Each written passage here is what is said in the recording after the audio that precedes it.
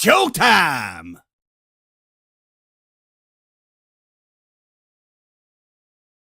Showtime. What? Oh, oops. Wow. What a weekend, actually. How was your weekend, by the way? Chill situation. It was interesting. It was a chill situation, but shout out to my haters. That's all I can say. Again? Yeah, Again? but this time was musically. No, let's talk about it. Well, my bars got called predictable, but yet at the same time stumped an individual because I said I've been through the barns like Binky and they couldn't act like they could understand the meaning behind it.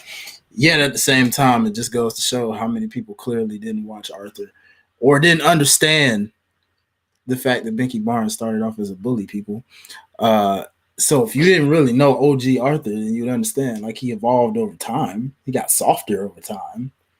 But in the early days of Arthur, I remember Bully Binky. Exactly. I remember him to a T. See, it's that's my point. So if another rapper can't understand what a rapper means when they say I've been through the barns like Binky, yet at the same time, that same rapper said that he got stuck on that line where you forgot the other rapper's verse. Correct me if I'm wrong. Anybody that's a rapper would understand this. If you say a line that gets somebody stuck where they forgot another person's verse, that means you won. That's the point of rap. You're supposed to do that. Do you know how many times Lil Wayne said something in a metaphorical sense where you'd be like, dang, I done forgot what homie just said because that was just like crazy. That's the whole point. So I'm just like, it's just funny, bro. Like, people are funny when they try to critique, and I'm just like, why do I bother with you guys? I love it when people try to critique me on my editing. Mm-hmm. As if I haven't been doing this for 15 years. My point, exactly, bro. It's like your craft. It's like, people, no matter what you do, I take constructive criticism because sometimes I miss something. Like, I'm not perfect. Facts. But when you try to come off as dismissive, then we got a problem. Nah, agreed, man. And see, the thing about it, there's some things. Shout out to my boy D Stone, man. There's some things that I agreed with when they critiqued the song that we decided to let them critique. But most of what they critiqued, we pretty much knew that's what it was. We were like, well, yeah. We were like, that's kind of what we knew before we even did the song. Yet, still, even with that, it was just some of the other things that were said after the fact where you're like, dude, really? Now you're just saying stuff to try to really critique. Because that don't even make sense, bro. Now you're trying to piss me off. Yeah, like, I got predictable bars because you apparently think that because you say I got a dated line because I used Dawson's Creek in a line like that was dated. And I'm like, bro, that's a classic show that was popping at its time and still carries over time. I could say sister in a line and people are going to understand it just because it's quote unquote dated from the 90s. Negro, everybody still knows about sister. Do you know how many classic shows from back in the day? I could use I Love Lucy in a doggone rap line. Niggas is gonna know exactly what that means because it's a freaking classic. There's no such thing as a dated line, bro. I've heard of dated flows. You can have a dated flow. There's a lot of dated flows. Like, even like I just had a talking this session with Professor Nick Harrison, and he was like, he was surprised that I'm surprised you're not into piano or a drummer. Mm. I'm like, brother, I did that. I don't like it. I don't like it. So, man. But yeah, haters gonna hate, bro. Like, some people just do that just to try to get a rise out of you, and it's just like, all you gotta do is just brush them niggas off. Yeah, man. There's things you can take, but then it's just like after a while, you're just like, okay, now you guys are just, y'all just being extra, because that's to attack but at the end of the day, I didn't too much care because I looked at the rest of the comments of the people who were in the live, and the majority of them pretty much enjoyed said song. And it was like, they had some of the same critiques as what they originally said, which we again knew. But aside from that, bar for bar, verse for verse, fire emojis, love it. So I was like, bump what you guys are saying, because the people say differently. Hence, the people always have the final say. Point blank. So shout out to all of y'all, man, because y'all know I rap. So y'all hear my bars, and y'all are impressed, and y'all would let me know if he wasn't. Gresh would let me know if he wasn't. So my thing is, if my people in my circle, I don't have yes men in my circle. DJ, Gresh, everybody around me, I'll my woman. Exactly. You can do a little bit better here, but I won't harp on it. Yeah, exactly. I'm not finna step on your toes because that's your lane. Exactly. You know what I'm saying? I can always tell when we do these wrestling freestyles. Perfect example. I can always tell if one hit and one don't. You know what I'm saying? It's like the ones that hit the most, you like, oh, nah, Negro, we got to put this out now. You know what I'm saying? And then some of the other ones, it's like, I'm not going to say that Gresh don't like him. He just be kind of like, we'll put it out eventually. Yeah. He's like, we'll put that out eventually. You know what I'm saying? Like, it's not to say he don't like it. He just don't like it enough hard to put it out for y'all. Because there's some he's still sitting on. Y'all would be like, man, why you ain't dropped this one yet? I'll be like, bruh, hey. I'll be like, Gresh probably didn't like it hard enough to really want to put it out right now. So it's in the archive. Forgive me. It's coming. It's coming. Trust me. When I ain't got nothing else to talk about, it's coming. But speaking of your bars, we might as well go ahead and start the show and including your bars in this intro. Oh yeah. Ladies and gentlemen, stand to your feet and make noise for GRESH Unleashed! Let's go! When the club go around here, I'm a cactus. Bang, bang, gang, got an OU jack. When I'm in the ring, it's just me and my best friends. OC cutting no slack. Hollywood Miz, you can put me on the A-list. GRESH Unleashed, better put it on your playlist. Me and my fam be ballin' like the Bruce. Fight night, baby, hard hitting like Sheamus. Family first, yes, bloodline business. Winning all the gold, look at how they witness. I was taught to be the greatest. 1,000 days I'm running, check out the book of Guinness. Coolin' with the baddies in the baddie section. Guarantee you they ain't jaded. Healer, you baby face, I ain't feeling your gimmick. The fans think it's overrated. Brock Lesnar on the beast. Eat, sleep, flex, and repeat. Whole new swag with a price on the tag. Coming live from the west to the east. Better recognize on the mouthpiece. See the power level gotta increase.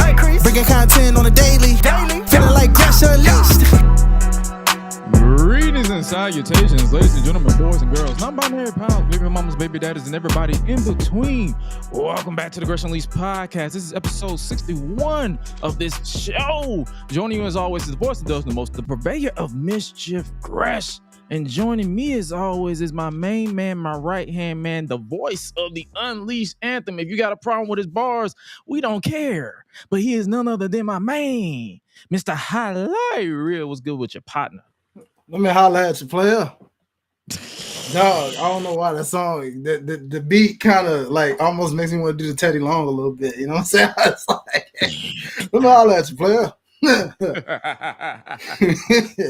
One-on-one with the Undertaker. Oh, hell no. Oh, man, I got Mania on the brain, y'all. I've been watching too many WrestleManias over the weekend. It was just like, oh, boy. But I only from like 30 up right now. Just the last 10 years. I've been going over the last 10 years, and boy. I'm about to say Mania. Speaking of Mania, I've been spending all day with 40 years of WrestleMania and WWE 2K24. Yeah, I know, brother. I know. Fuck, man. I can't wait to hear that rant. That's going to be dog. What the? Oh, my God. I already know my boy. I know my editor is probably watching this now, but yo, me and Highlight talked about it. We're going to put that video on the back burner because it's too damn long.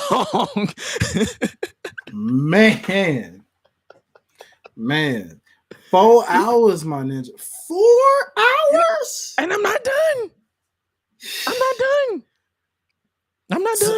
So 40 years of WrestleMania, yet 20 matches, yet they 4 hours? Bonus. It's actually 22. I ain't even got to the bonus yet. I heard it was a bonus, and I was stunned. Like I said, I got to take a break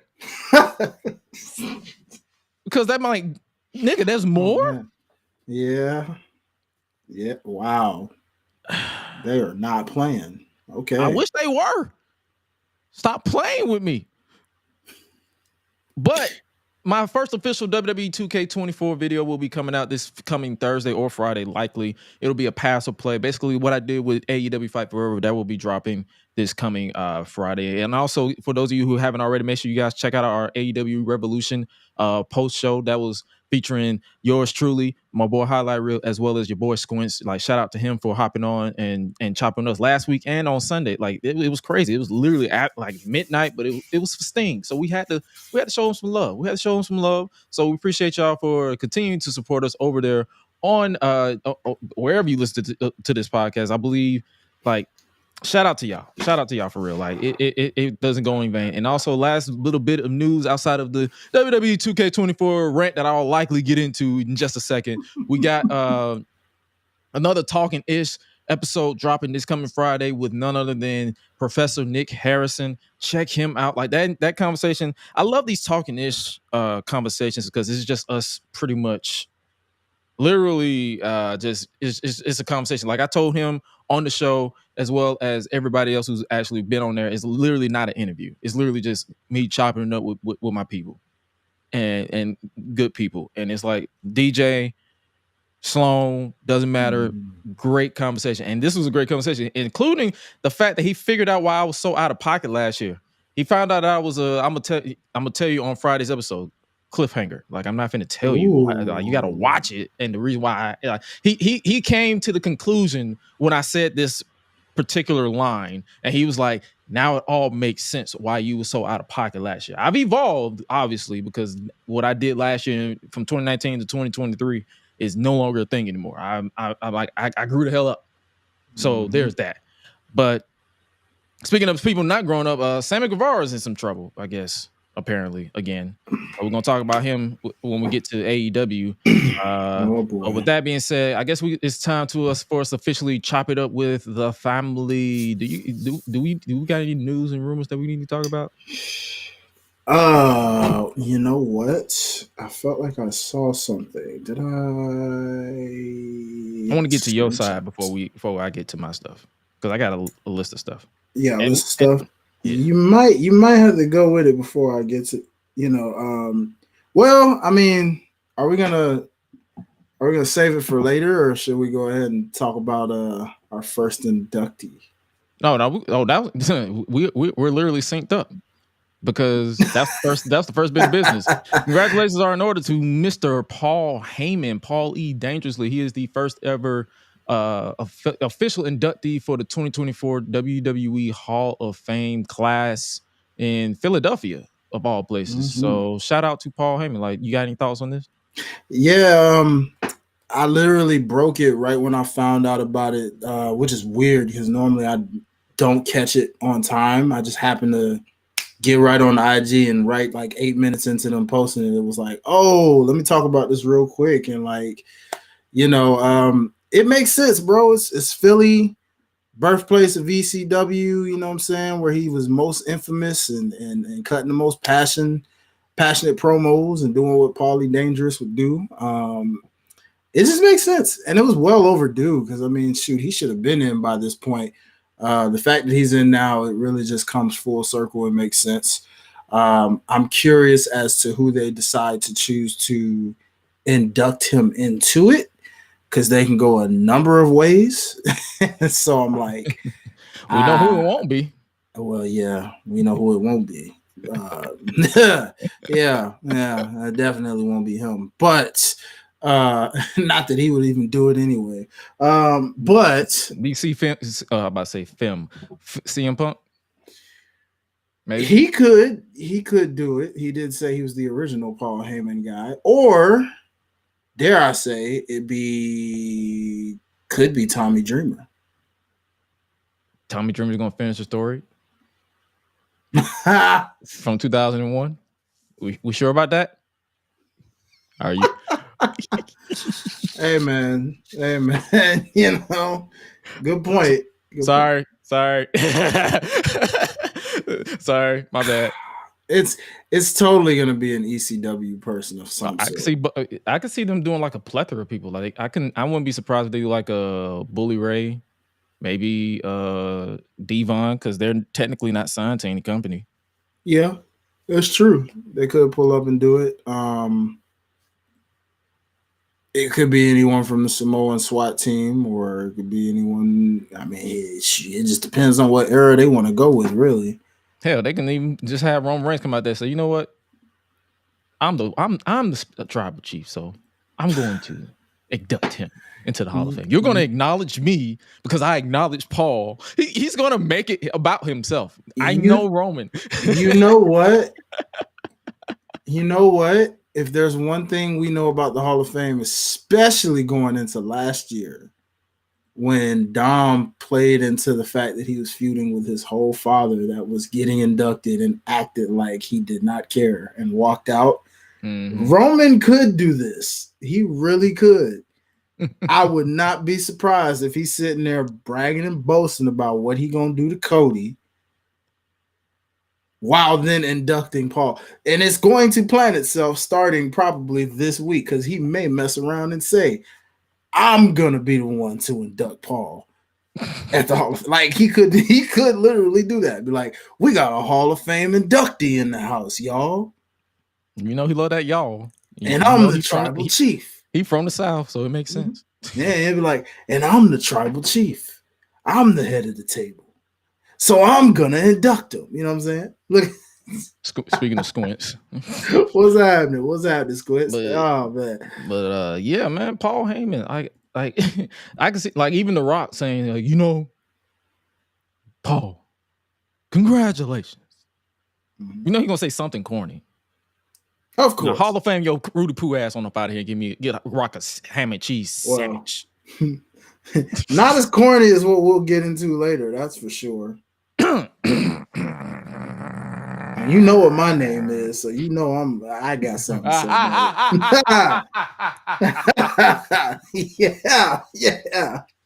Yeah. We'll get into that. Congratulations are in order to Paul Heyman for being the first inductee. I guess he's the headline, I guess you can say, because they usually have the first person that's inducted. I mean, that's announced as the headline, right? You know, knowing Roman in the bloodline, they're going to make him the headline if he's not. They're going to say he's the headline. True. But I'm hearing, I mean, it's not locked in. A lot of people are just crossing their fingers and hoping that Batista gets into this. But honestly, if Batista hasn't been in, like, I doubt Batista will be a side headline. Like, that guy is a headline. Yeah, I agree. That's why I'm like, it feels like it should be Paul, likely, because of the fact that it's Philadelphia and he's going to get probably the bigger reception. You know what I mean? Like, I don't know where you would do Batista per se, because you're never going to really bring a WrestleMania to DC. Baltimore, maybe. I don't know, but. And also, Batista's doing like 1 million movies. Like, I feel like he got like 20 movies coming out within the span of the next 6 months. Yeah, that is true, bro. That's why I'm just like, we'll see. We'll see, you know, but it should be Paul, rightfully. You know, Philly, let him headline it. Oh, for sure. Speaking of Paul and the Bloodline, the challenge is made for night 1 of WrestleMania by the Bloodline, plus The Rock's 21-minute director's cut promo. Did you see that promo? Oh, did I?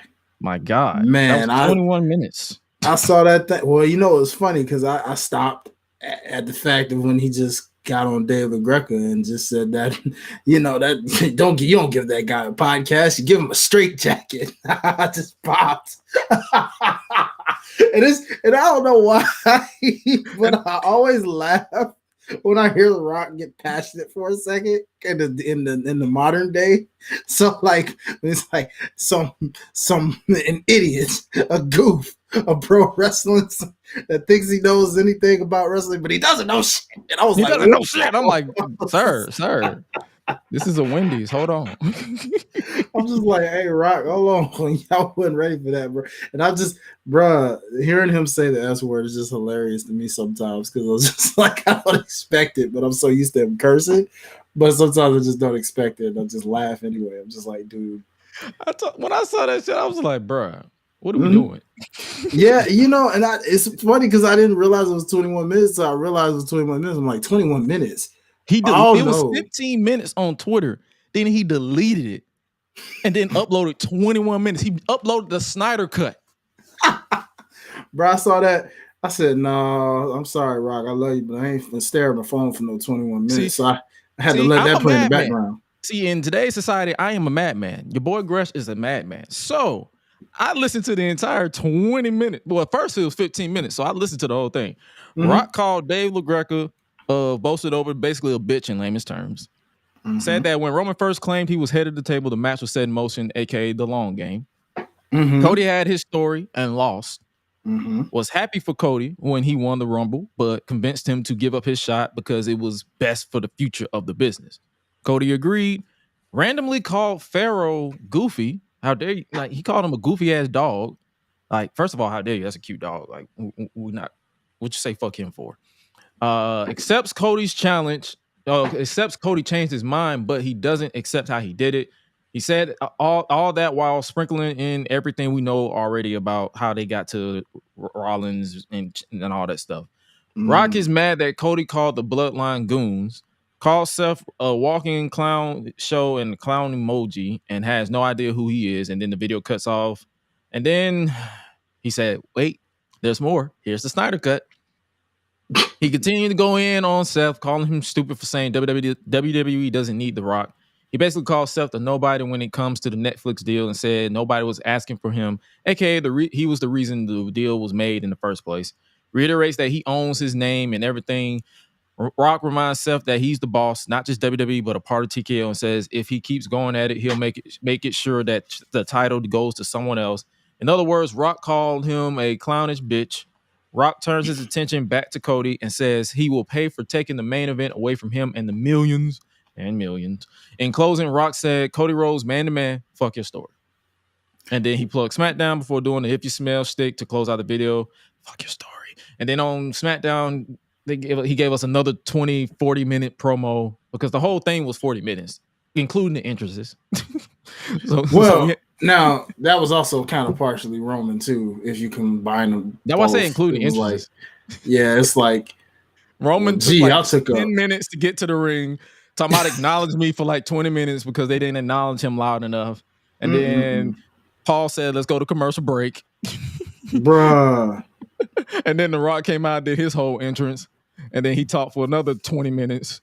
And I'm like, God damn, what else are you got to say, bro? Yeah. Bro, I feel so bad for anybody that gets no TV time because of that. Or got their matches cut short because of that. I'm just like, man. Why couldn't that have been done on Monday Night Raw? Raw being 3 hours, you can get away with that on that show. But a SmackDown, my ninja, that's the whole doggone show. At this point, it's like, bruh.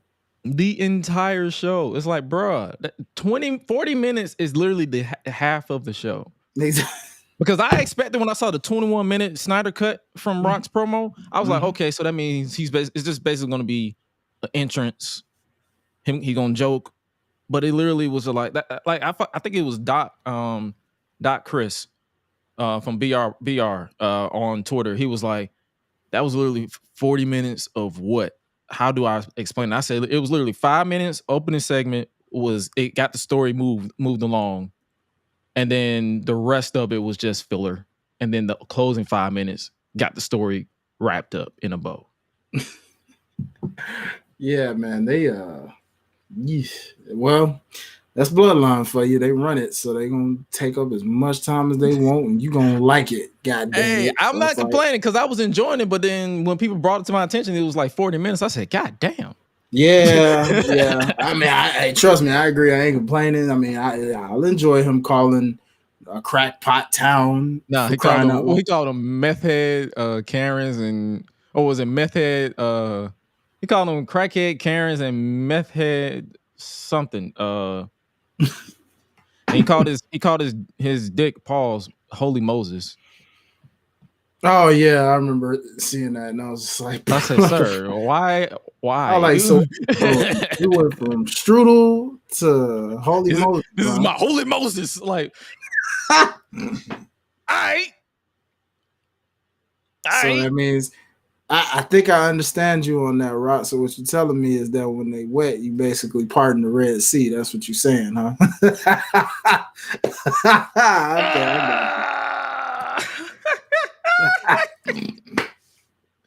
got you. If you calling it holy Moses, I guess that's basically what you're saying. I guess. Because we went from toaster strudel to that. So I guess that's what you're telling me. You pardon Red Seas out here, huh, Rock? What the fuck? Dwayne to Dwayne. Okay, I got you, man. What the fuck? What?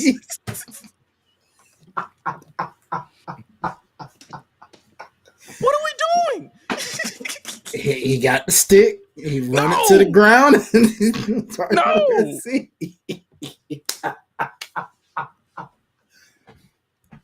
Man, this Roman face is my face. Why? Hey, man. He nicknamed it, not me. I don't know why, bro. I was just like, by all means. Dwayne is out here destroying holy oceans with his holy Moses. Word to MFB on Twitch. What the hell is going on? It's so hilarious when I see that because I have to take my own. See, I'm disqualified anytime y'all call him that because I can't say that because then I feel like I'm talking about myself. So it's hilarious. I have to call him Rock half the time. It's weird for me to call him Dwayne because that's my name. That's your government. So I can't say that. It's weird, man. It's weird. It's really weird. I'm just like, okay, well, yeah, all good. Carry on. That's my boy Perk would say. You know what I'm saying? Oh boy. But yeah, so basically the story is they want Rock and Roman. Rock don't want Cody 1-on-1. He wants Cody and Seth in a tag team match on Mania Night 1. As soon as that happened, I already knew for a fact that Bayley's hopes of main event in WrestleMania was done. I'm like, it's a wrap. Which I have a gripe with because it's like at this point, it's like, what's the point of saying the women main events WrestleMania if they're gonna keep getting shysted for that main event? They did it in 2018. They did it they almost did it in 2019, but that was the winner take all triple threat. 2020 was there one in 2020?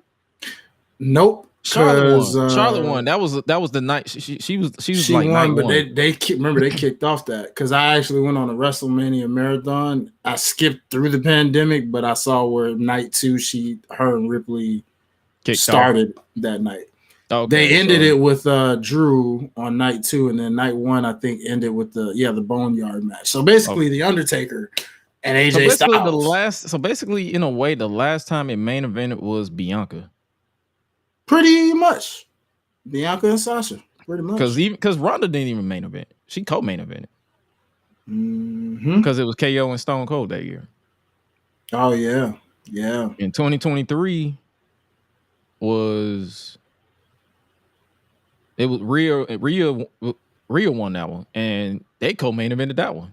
It was the Bloodline main event because the tag team. Yep. So likely Bayley and Io are going to co-main event again. So, I mean, soon as he made that challenge for night 1, I said, "Yep, that's a wrap." Sorry, ladies. Some people hate it, some people don't. But it's like at the same time, it's like I get the people who hate it because it's like, don't lie. I don't like it for for the women. I don't like it for we talk about it. I mean, let's call it like it is. It's Women's Month. You know what I'm saying? It's Women's History Month, so it's not cool. To do these women this way, especially when you talking about going in the right direction. It's like, what's the point of a Women's Royal Rumble if they're not going to get to main event? If you believe in equality and you're doing things in the equality level, okay, well, the women get a Royal Rumble because the men get one. Okay, the women Hell in a Cell match because the men get one, or the women get an Elimination Chamber match because the men get one. So keep the same energy when it comes to these WrestleMania main events. Like, I get it because it's The Rock and it's Roman, but you know good and well that could kick off the show. Kicking off the show is just as much as main event in the show. They can honestly do all that in one night, really. If they want it, yeah. If they wanted to. Like, they literally could just say, okay, start you the have show to. with it. Do they want to pull a Daniel Bryan with the WrestleMania 30? He literally kicked off the show and had Cody go all the way to the main event. Mm-hmm. You can literally do that again. Yeah, I agree, bro. Like, it didn't need to be something that you're taking away from people who work twice as hard, because the women basically work twice as hard. Like, Seth talks about the full-time guys that are there, you know, and some of the, you know, you got those locker room voices that say that in promo when we know that, like, that's slick shoot. It's like, okay, cool. But what about my women out there, bro? They working twice as hard as y'all. Because it's like, they got to fight twice. They got to fight against the part-timers and the men that's there on a regular basis. Just to get a main event spot. It's not cool to them, bro. Stop doing them like that. Especially because you can argue and say you got more female stars than you do male stars. Bianca Belair, Jade Cargill, Tiffany Stratton, Becky Lynch, Rhea Ripley, Nia Jax. You know what I'm saying? Bailey, Yeah. Io Sky, Naomi. You know what I'm saying? Yeah, so that's what I mean by this was literally 40 minutes, including the entrances. Or it's like, if you're entertained by this is your bread and butter. But if you're that type of person that wants story, the first 5 minutes with Roman Reigns, basically his insecurities are showing. Oh yeah. Yeah. With his cousin showing up and taking the thunder. And then the closing where he had The Rock basically acknowledge him. Which he did. In the most unconvincing fashion, according to most people. Oh yeah, they definitely see Rock setting Roman up to set up for their match next year. Because Rock is on the board. He ain't going nowhere. I told people this. I said it from jump. I said, yep, you're going to get exactly what you got at WrestleMania. What was that? 27?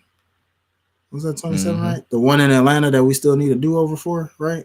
Yeah. Okay, so I said it then when this was all still kind of in plans of where nothing was locked in. I was like, yep, they're going to totally set up a situation where The Rock does exactly what he did to Cena.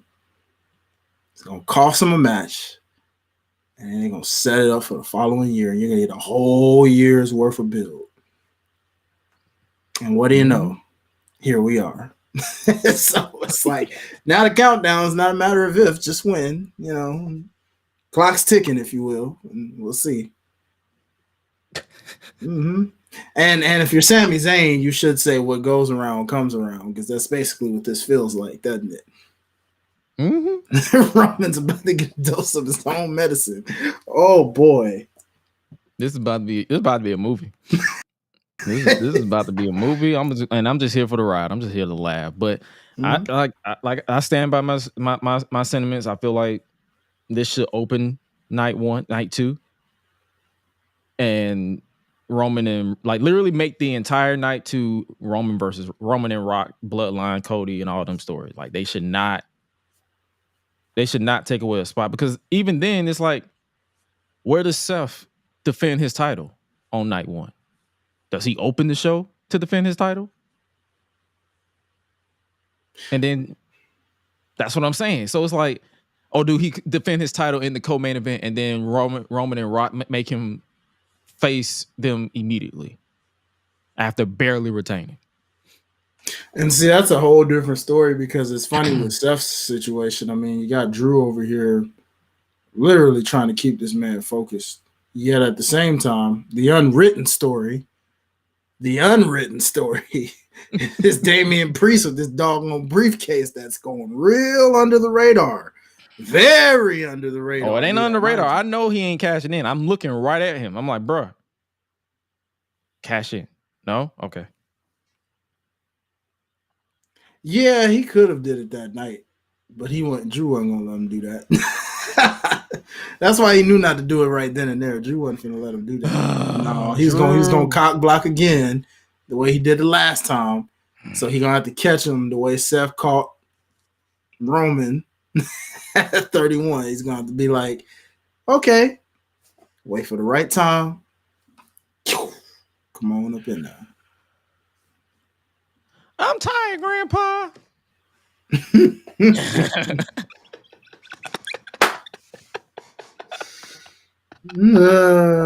Tough it out, son.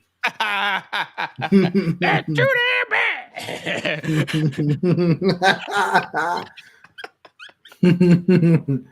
Man, shoot, dog. But man, that's what I'm saying. The promos, the challenges made, it is what it is. I know some people was upset that, speaking of this, I know some people was upset that Naomi versus Tiffany Stratton got cut. Yeah, well, I was kind of more upset at the outcome, but I guess it was expected, That too. People were mad about that too. Like, she didn't get her entrance, and then she lost. Hi. What's your thoughts on this?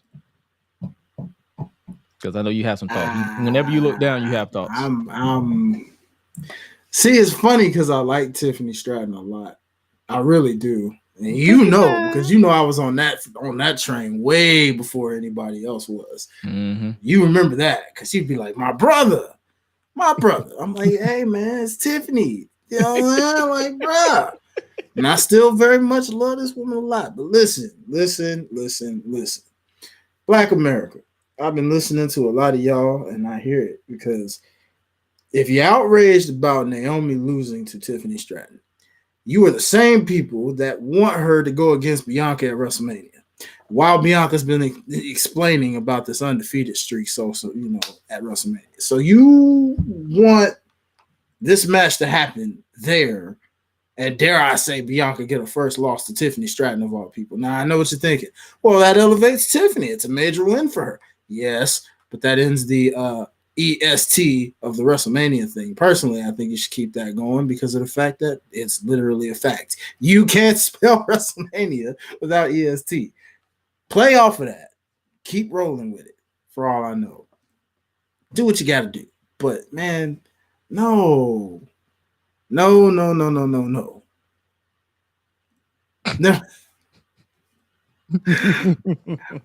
Man, listen. We don't do that here. We don't do that here. We don't do that here. Everybody's welcome.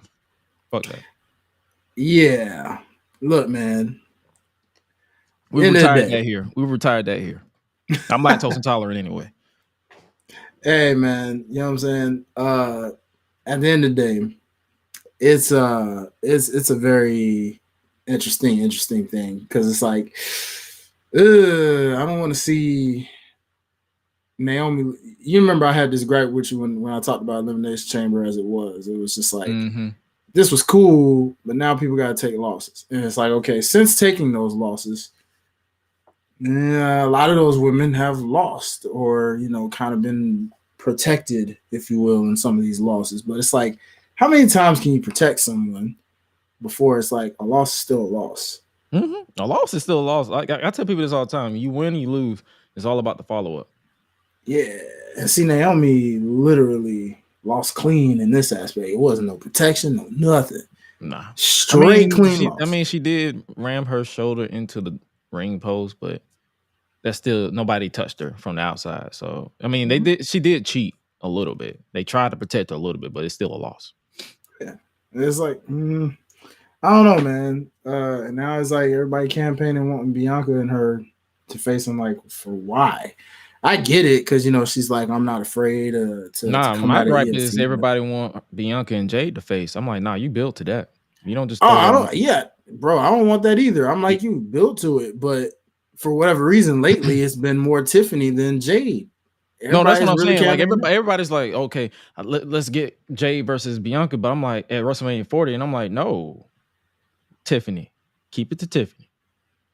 You have to build. I need a year, not a year, but I need at least a couple of months build for Jade versus Bianca. But see, I could argue and say the same thing with Tiffany, because what I'm supposed to just think because she slapped the girl and did a few. Give me some story on that too. You know what I'm saying? You know, I guess that's the story that they're telling. It's Tiffy time.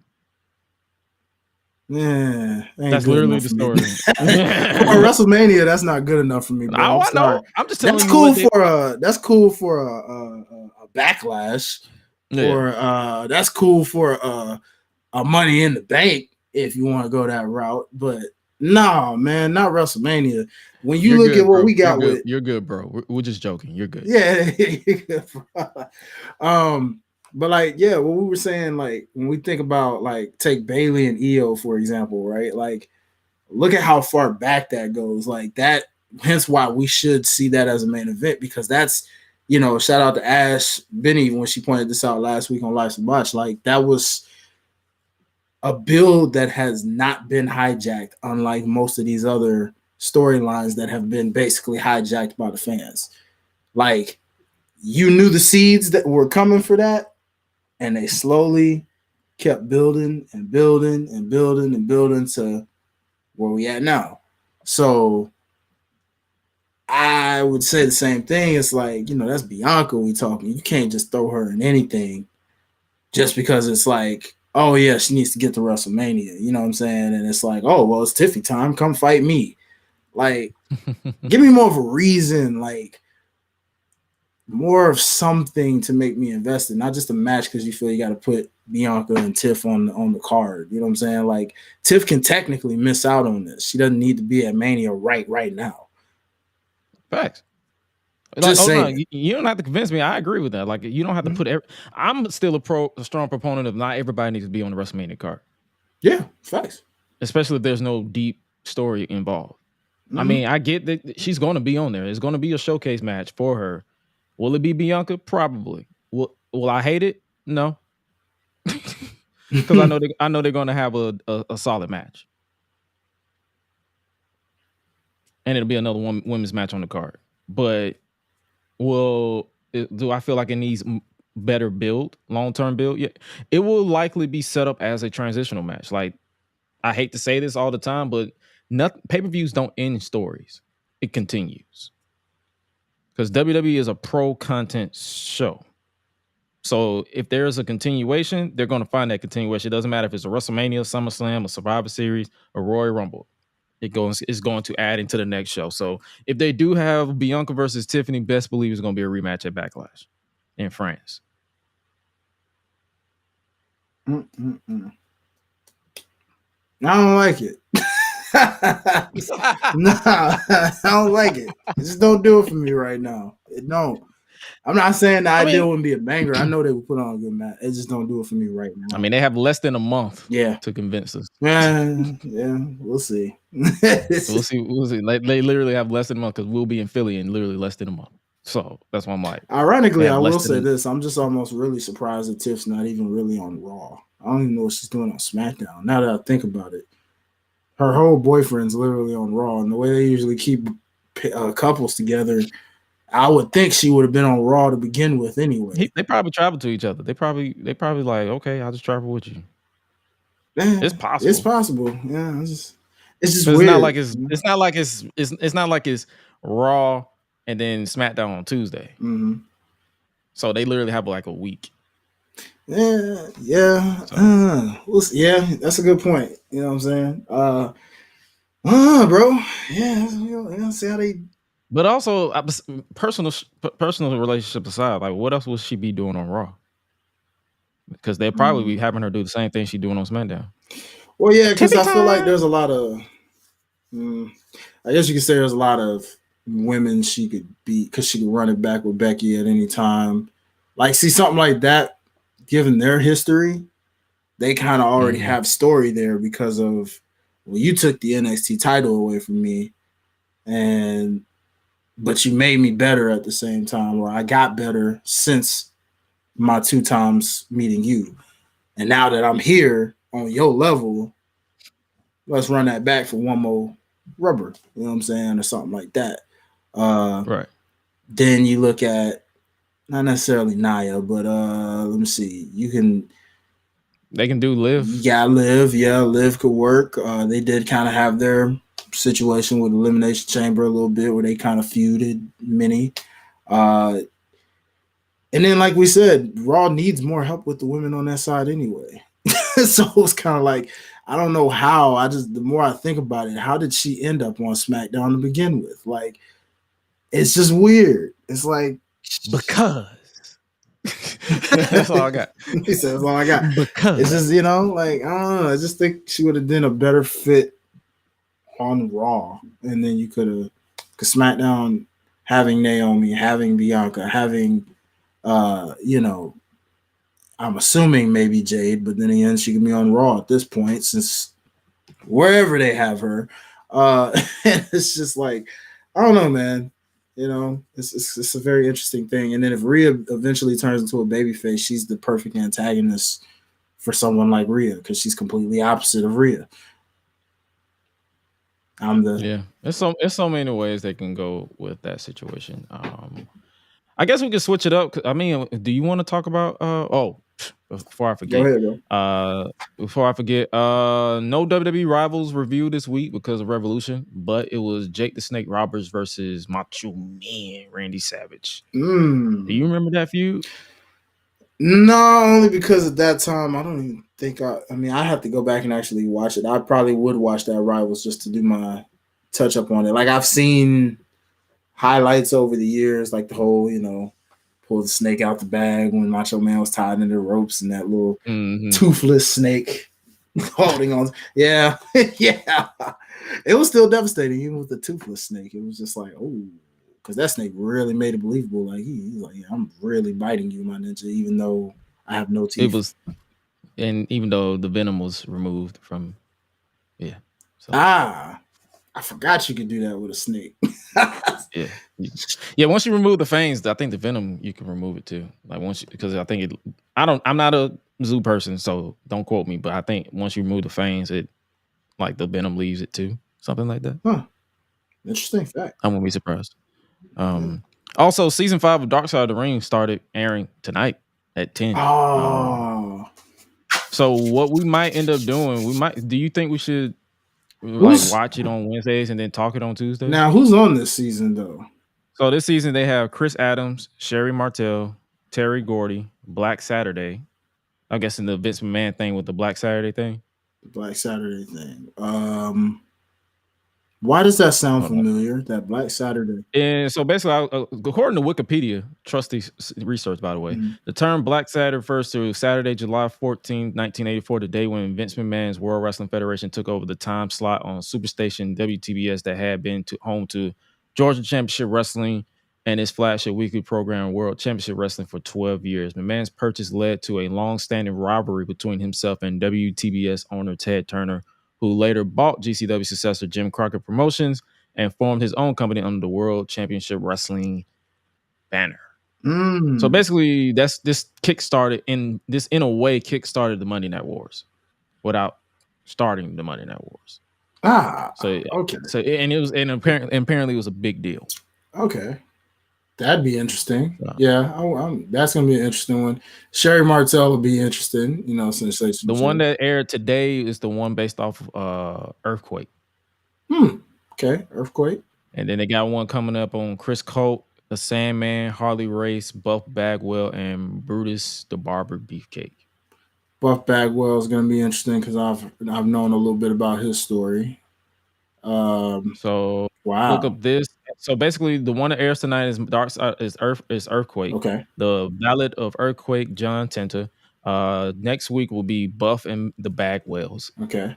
All right. The week after that will be Terry Gordy, Final Flight of the Freebird. Okay. And then on March 26th, it will be Saving Face, the Brutus Beefcake story. And then they have other episodes, TBA, so we don't know when the other episodes are going to air. But those are the main topics. We don't necessarily have to review every episode. we can just review One certain punches. ones. Yeah. Because I'm not gonna lie to you, I'm not gonna watch everything. Me either, It's bro. it's like some of only those, so much. I'm not even gonna lie to you guys. I'm like, I'm they've not even had finna, better seasons, but I mean, Sensational Sherry. it's only so much that that I feel like the bread and butter was like seasons 1 through 3. Yeah. And then after that, it's kind of like they're just scratching for whatever is left to talk about. Yeah, like Sensational Sherry's story would be interesting. Sandman kind of sounds interesting, mainly because of the fact that, I mean, he's Sandman and he was always like drinking beers and hammering over.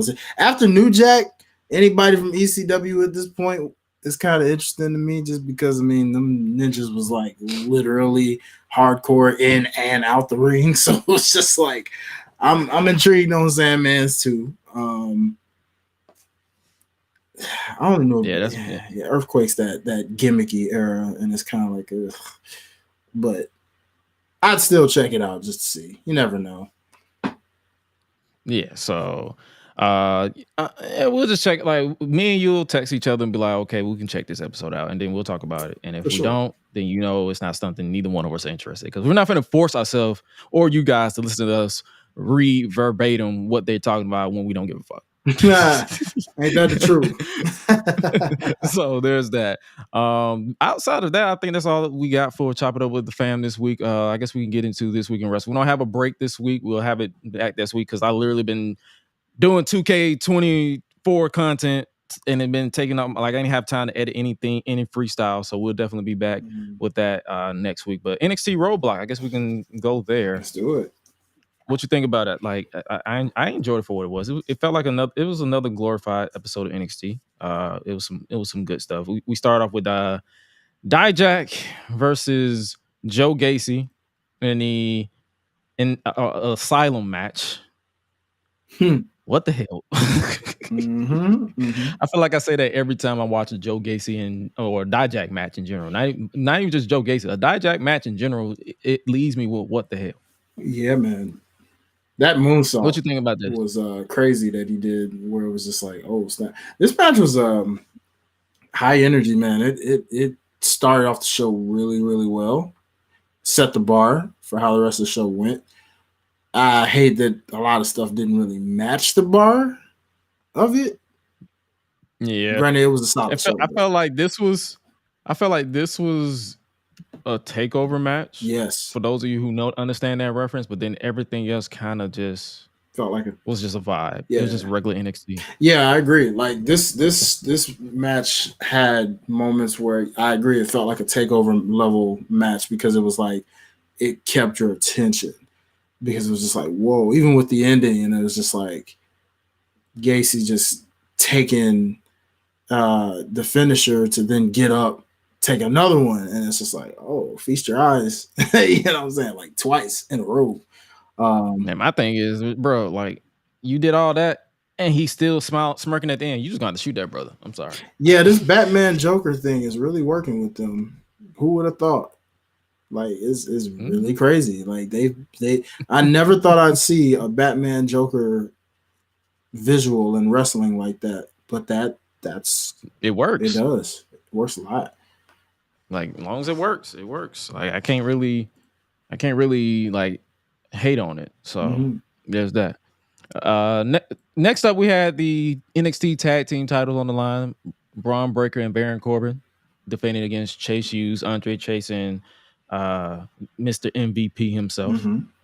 This match, first off, they threw me off with Braun Breaker and Baron Corbin's theme getting mashed up, and it synced. It actually synced. So, because it's the same tempo, so you can't mess it up.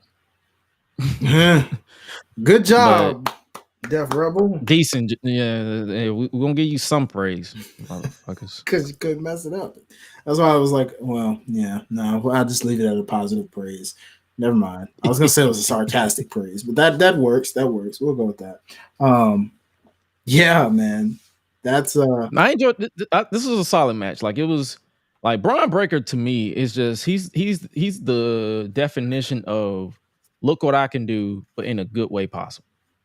Yeah. That man, this entire match, he was just doing shit. That's all I can describe. That's how I can describe Braun Breaker wrestling. He just he does shit and it makes sense, but it doesn't make sense on how he does it. Yeah, that That man be running fast for no reason, and then you be like, well, it makes sense because he's Braun. They wouldn't give you that name if you were mid. Yeah, seriously, bro. He's oof, boy. Why you think I call that man LeBron Breaker? Yeah, time's ticking. You got a new tribal chief on the horizon or something. And he's on SmackDown doing squash matches. So yeah, he's getting called Goldberg, he who shall not be named. Someone else they're comparing him to. The way his match. Oh, the Rye. Oh, the Rye. Oh, we can say Rye back. We don't give a fuck about him. Yeah, no, we don't. But he's even getting those. At some point, how the hell? Every time I see Ryback, I'm like, bro. At some point, people liked you. Hell, I liked you, and then you just fell off because you became an idiot. You know what was funny, bro? It didn't hit me until I went on that little WrestleMania marathon I went through over the weekend, and I said to myself, how the heck did he who shall not be named and Ryback never cross paths? With the way they booked Ryback at one point in time back then, I was almost shocked that they didn't try to do something with these two. Brock probably saw it and said, fuck you. Probably. I guess so. It just boggles me because given that time frame, there was only so many people you could put him up against, and I for sure would have thought. But I guess when you lose a match to freaking, Kalisto, that says enough of what they need to know about you, buddy. I'm just saying. Like, if you lost a match to Kalisto, my guy, then you wasn't gonna beat Brock anyway. So, oh well. Oh well. Well, tough break, nigga. It's always FUBU.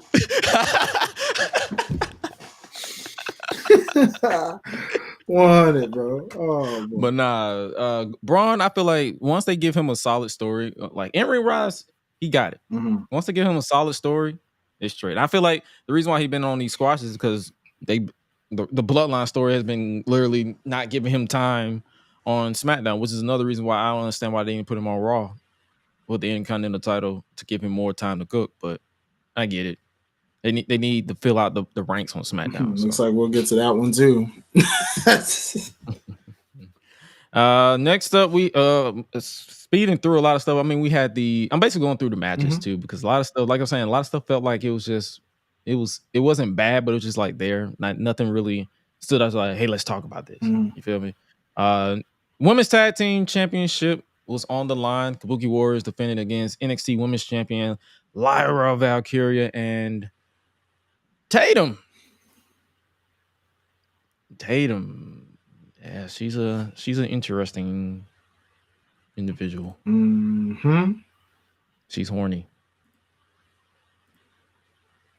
I don't know. Like the match itself, honestly, I enjoyed the match. Like, I feel like the NXT Women's Tag Team Championships need to be a consistent thing, because I saw a clip of your show, Watch the Box Podcast, but you guys check that out. Where you was like, the NXT Women's Tag Team titles need to be given to NXT, and they need to have a main card or mid card title, excuse me, for the main roster so they can float around. And hell, I would even add to it, have them float around still in NXT. Give them just the raps or the reps, if you would. Yeah, man. It really makes sense because the women, they have so much more. Like, they have a loaded women's roster on the main roster, but it's that much more loaded in NXT because of all the prospects they have. Shoot, those Cavender twins or whatever, we still haven't even seen them yet. Are they even signed? Or were they? You know what? Good point. Were they? I don't even know. I feel like they was interested, and then they probably took a bump and said, "Yeah, never mind." Maybe okay, well maybe you're right. Who knows?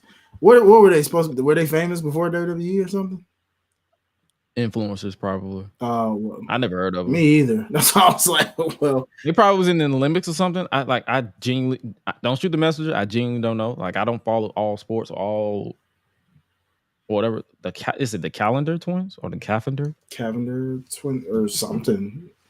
I think I said it right. I hope I said it right, but it was like Cavender Twins. They're in the NIL program. Okay, but they're not really. They're not signed. Like I think they're. Yeah, so as of October, they said they're deep in training or heavy conversations with WWE. So who knows if they fell through or not? Like, will they come around? Are they even training? We don't know. Like, I don't follow them on social media, so I wouldn't necessarily know. Yeah, we'll see. But the fact is, even whether you count them or not, there's so many women prospects that can easily form tag teams, that especially the ones that aren't truly ready yet. And they could just, because sometimes being in a tag team just helps you get better until you're ready to truly be a single star. So it's like, it just helps people grow. You know, look at Nefe and Lee Blades, you know what I'm saying? Like they started off like singles and you can tell they weren't ready, but then they formed them as a tag team, and look how they are now as a tag team. So it's just so many women they can do that with, where you're like, yo, just bring these titles here, let it float around the development of women, makes them better, makes them hungrier, something to fight for. And I like your idea too with the mid card. You know, if it goes to the main roster, let the women on the main roster fight for it, but time to time, let them come to NXT if there's one that's a prospect, showing some prospect of like, hey, she could be on that main roster before you know it. Let's have her go against our mid card champion real quick. You know. And first and foremost, what I need them to do is establish stories involving these said titles. Don't just have titles just to have titles. Because at that point, who cares? Yeah. No. Yeah, who cares? You're right. No, yeah, because I mean, but I hope they do figure that dilemma out at some point, because they got to figure that out quickly. Oh yeah, for sure. What you think about the match itself, though? Before we move on to what happened after the match, it was cool. It was cool.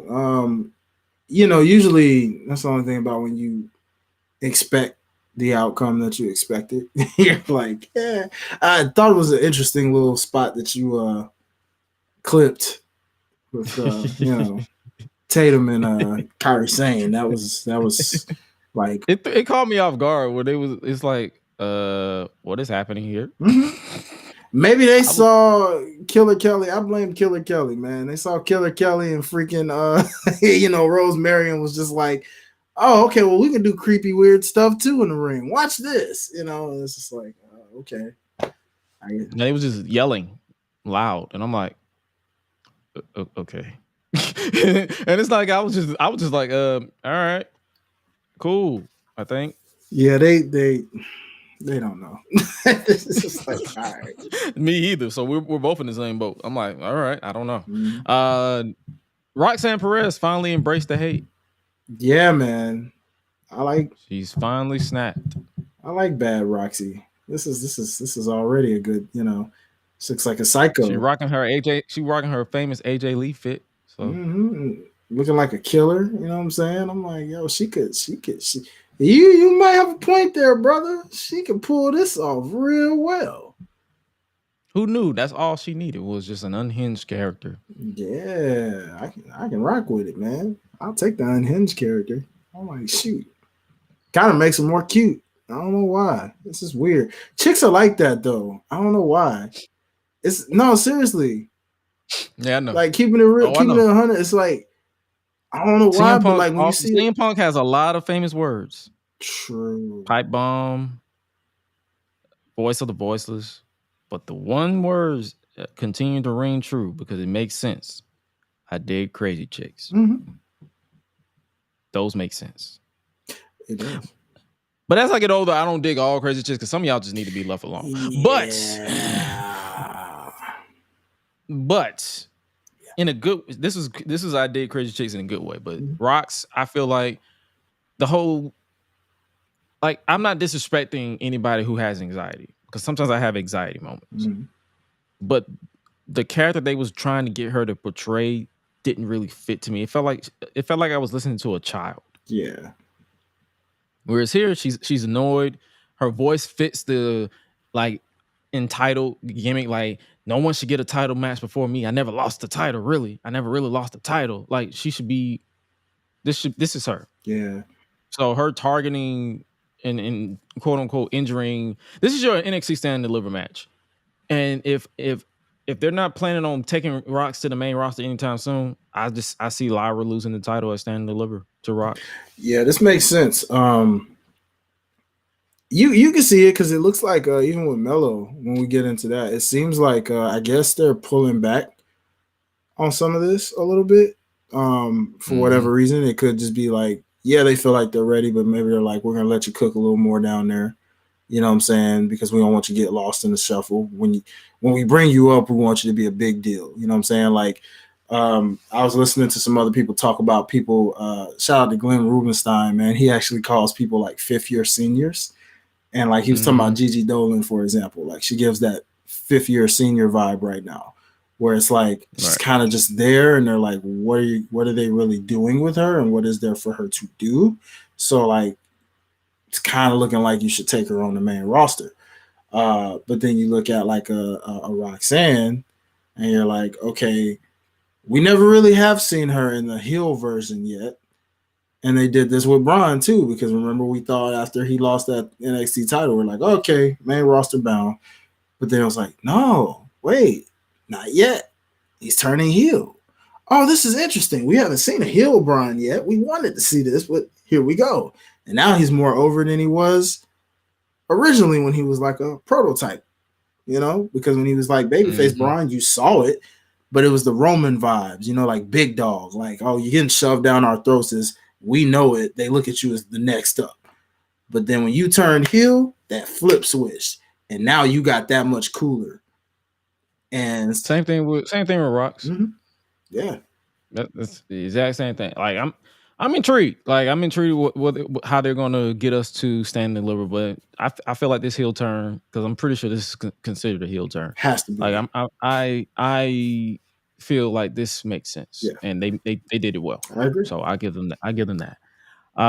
Sean Spears, he's basically Kane from 2011. Embrace the hate. Embrace the infliction. They gave him a squash match, and I'm like, okay. But then he cut that promo afterwards and was like, yo, Rich, embrace your true nature. You like rage? Embrace it. And I'm like, bro, this is literally Kane and John Cena from 2011. Embrace the hate, John Cena. Embrace the hate. Minus the laugh, though. But yeah, that's what I got from that promo. Some people was like, he's basically being a mirror, like, hey, this is your true nature. Embrace your true nature. I can see that. Yeah. But I just got heavy embrace the hate vibes from 2011 with this promo. I can see that. I was more so just laughing at the crowd because I'm like, heel behavior, but he's getting more cheers than the person that supposedly is the I guess babyface, but yet they hate him. So I'm like, apparently that's a Finley. That's one of Finley's kids. Oh, really? I think so. I saw that online. I don't know how accurate that is. So makes sense. Okay. But yeah, it was interesting. Do I care about Ridge Holland? Not as much as everybody else do, but I'm open. Wait, there's an everybody else that does? There's some people that do. Really? I would love to meet those people because I'm that where? Seriously, where? Where are y'all? Are y'all in live? Remember when I asked last week about the whole what would you rate Karrion Kross in 2K? If you're a fan of Ridge Holland, please tell me yes or no here, because I need to know where y'all at. I really want to know. I really want to know. And honestly, if you are, here's my advice to you. Back up a taste. Just a taste. Just give me some room. Hey. Okay, the door's gonna slam about now.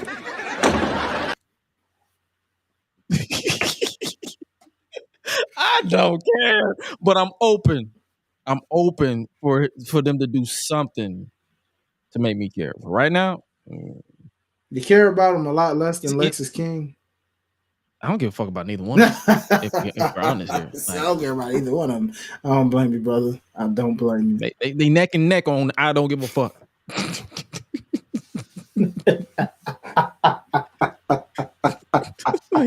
Let's start there. Yeah. Let's start. Atlanta, acknowledge me. Neck and neck. I don't give a fuck. I ain't mad at it, brother. I'm right there with you, homie. I'm right there with you, dog. But if there's anybody I trust that will get me to care a little bit about Ridge, it would be Sean Spears. I give him that because he is one of those talented guys. I know people don't like him. Some people don't like him because they feel like he's more he's less entertaining than watching paint dry. But in my opinion, especially when I've seen him on the indies and like DPW and all this stuff, I love him. Like you will not get me to hate Sean Spears. I'm sorry. Mm-hmm. So there's that. Fair. And then obviously to close out the show. I mean, we also had Sol Ruka come back. Yes. I am so happy. And you know what's funny? Maybe I slept on Sol the first time, but I forgot how beautiful Sol is and was like, wow.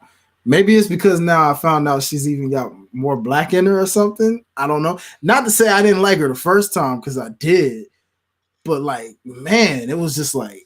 It's something about when you find out people have black in them, it makes them more beautiful. I don't know. Yeah, because Kiana James was the same way for me. Like when I found that out, I was like, wait, hold up, whoa. Wait a minute, you got black in you, shawty? Hold on, stop playing. You know you don't. And then when I saw that, I was like, oh wow, she does. Wow, that just made me love her even more. So this Sol Ruka is the same case. It was just like look, good God, man, like. She got prettier. I'm not even playing, y'all. She got prettier. And I'm just like, yo, did I not know this the first time? Or am I just tripping? Maybe I'm tripping. Yeah, I don't know. You're tripping. It's all right. It's okay. Sol Ruka, welcome back. It is so good to see you. I can't wait to see you on a weekly basis now. You're welcome back. Weird how that happened out of nowhere, because they did the whole beach vignette last week, and it was like, well, that's definitely Sol Ruka, because who else comes out? Was this NXT tape too? I don't know. I can't tell. That's why I'm like, was it? Shit, I don't know either, bro. So I was just like, I don't think so. I don't know. That was a cool. I'm interested to see what they're gonna do about that. I already know her fangirls online gonna be going crazy. Yeah. I just wonder, do you think she's gonna have that finisher still before we move on? You think she's still gonna do the same finisher, or do you think she's gonna switch it up now after the knee situation? Does that move require her knees to be 100%? Probably, because it was like a whole. Remember, she did like a whole flip, kind of into the cutter. Yeah, like.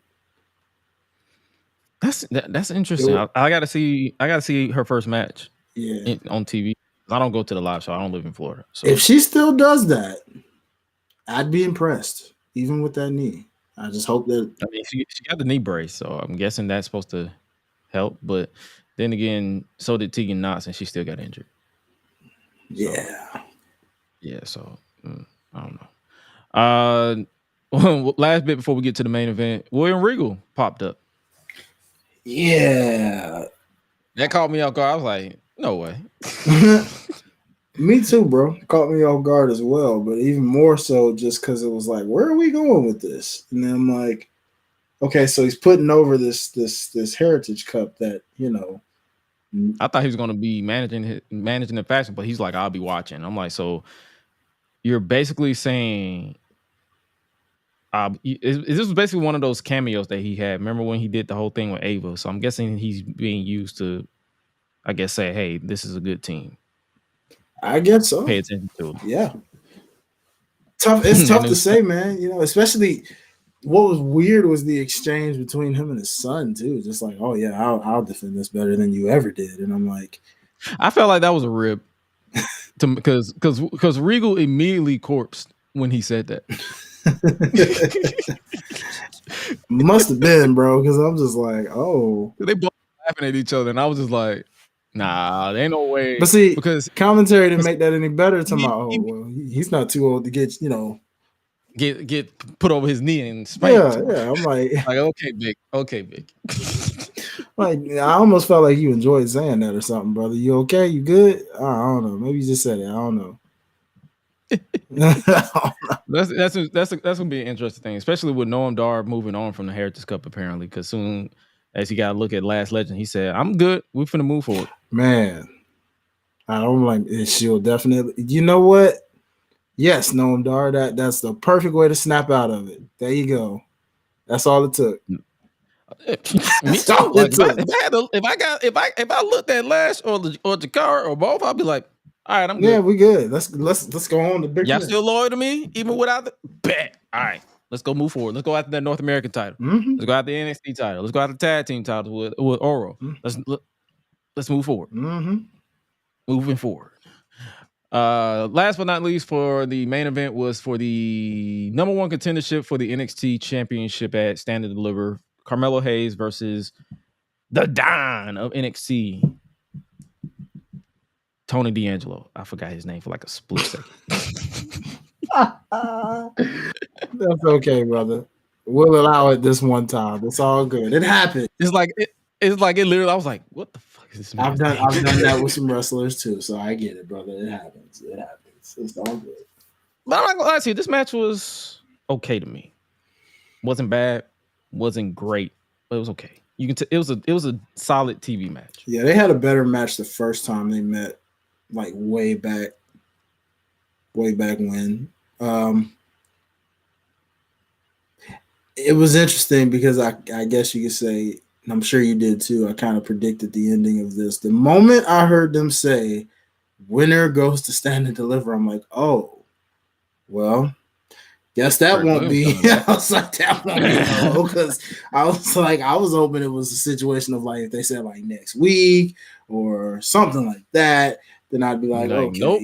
Then maybe Melo could possibly win it. Trick comes back and it just, I don't know, but nope. We real deal finna get Tony D'Angelo versus Ilya Dragunov at Stand and Deliver, bro. Mm-hmm. I don't know how I feel about that one just yet. You're not feeling it? I don't know, because we've seen Tony D'Angelo in such singles. His style's a little different from Ilya's, so I'm interested to see how their style clashes. Mm-hmm. I just don't know if it's going to be a good clash or if it's going to be one of those like, yeah, just don't fit kind of things. I don't know. I guess that's the thing. Beauty behind NXT is a sink or swim situation. Yeah, and we still have a couple of weeks before them to get us interested in it. Yeah, so it may sell us. He may sell us. I don't know. I feel like the promos would. Yeah, it's just the match itself. I feel like wouldn't. I'm more nervous about the match itself, if it makes sense. Oh no, it makes sense. Okay, yeah, but yeah, for sure, it makes sense. Promo wise, I could definitely see them selling it because Dragunov already showing like, oh yeah, I'm excited. I can't wait to see this match, and see who wins.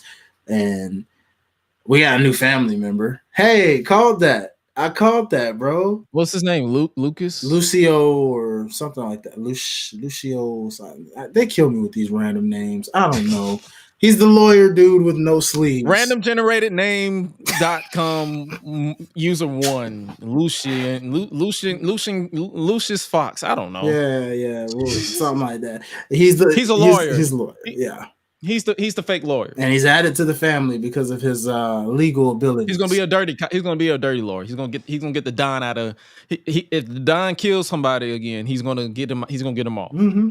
He's basically that guy he's Proctor from Power. Yeah, pretty much, man. I've never seen Power, but yeah, pretty much. There we go. Trust me, if you Google Proctor from Power, you'll know exactly what I'm talking about. That's him.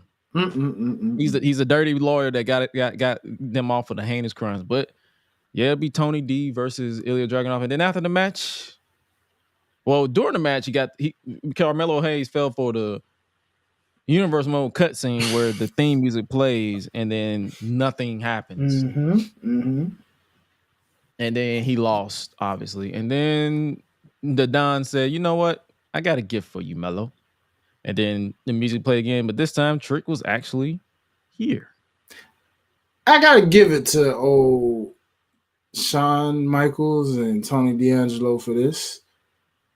Usually, the heel does this dumb babyface trope thing, but it reversed.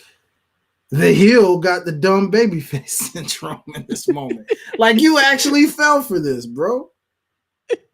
And you lost. And it was a good, 2 minutes before you realize, like, by the time it stopped, you should have known. Plus, you got security there. Why are you worried about it? You got security right there. Why are you worried? Focus on your match. That's a very babyface thing of you to do, bro. They did make Melo look stupid. They really did. Like, bruh, you in the middle of a match, you got security deep right there. If it was him, they would have had you, or you could have just at least finished the job. Then you could have been like, "Oh shoot, let me get out of here" or something. But bruh, nope. And the sad thing is, he fell for it twice. Twice, bro. He fell for it in that match with Dragunov when Trick returned the first time, and then he fell for it again. Sir, you are not. This is not the actions of him at all, bro. This is the actions of a dumbass. Yeah, man. You come on, bro. You gotta stop. Yeah, stop, my nigga. You losing yourself, dog. Like, you let Tony D'Angelo just that was some heel-ish. Like, oh yeah. By the way, and then he came back. He said, I apologize for that. My bad for getting y'all hopes up. But also, Melo, I got a gift for you. And then they played it again, and then he actually came back. So he basically apologized for being a dick. And then still, I know Ciendel is probably listening to this, wherever she's listening to this, like, I hate you, D'Angelo, but at the same time, thank you for bringing Trick back. So, but the only thing I could think about after seeing that closing shot with Melo being held back by security and Trick just sitting there, just ready to beat the ever-living piss out of his former best friend was, I'll see y'all boys in Philly. That's one thing's for sure. I'm making my way to Stand and Deliver. Yeah, man. That's boy. Well, based off what we see, it looks like we got what we got. So what we're looking at: Roxanne and Lyra, Tony D and Ilya, Trick and Melo, and pretty much everything else in between. And I think they have a tag team tournament where the winners will probably face Braun and Baron at Stand and Deliver for the tag title. So that's another title match. I think that's it. Unless they throw in a random Heritage Cup match, I guess. Yeah, if it's worthy enough, I guess they could do that. That feels like it would be a kickoff thing. Yeah, that's what I mean. That's what I mean. Like, they don't ever go overcomplicate the pay-per-views. I see them, that'll probably be like a kickoff match. Yeah. So that means we'll probably have to get there at like 10. Oh God! Because it's at 11:30. It's like at 11:30 a.m. Good. Well, ain't too early for you, boy, or you, man. We've been up way earlier than that, but still, it's just like we survived Elimination Chamber. Yes, we did. That we did. And if we can get up for that, we can definitely get up for this. So that's light work. Light work. Well, that's your NXT Roadblock review. It was a solid.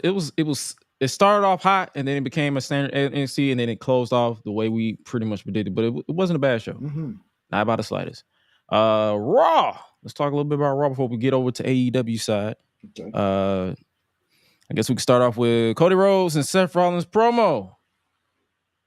Let's talk about it. Diarrhea Dwayne. I'm gonna let the floor is yours. I know you want to rant about that. Man,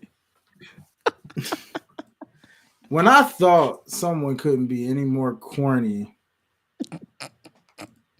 I said, wow.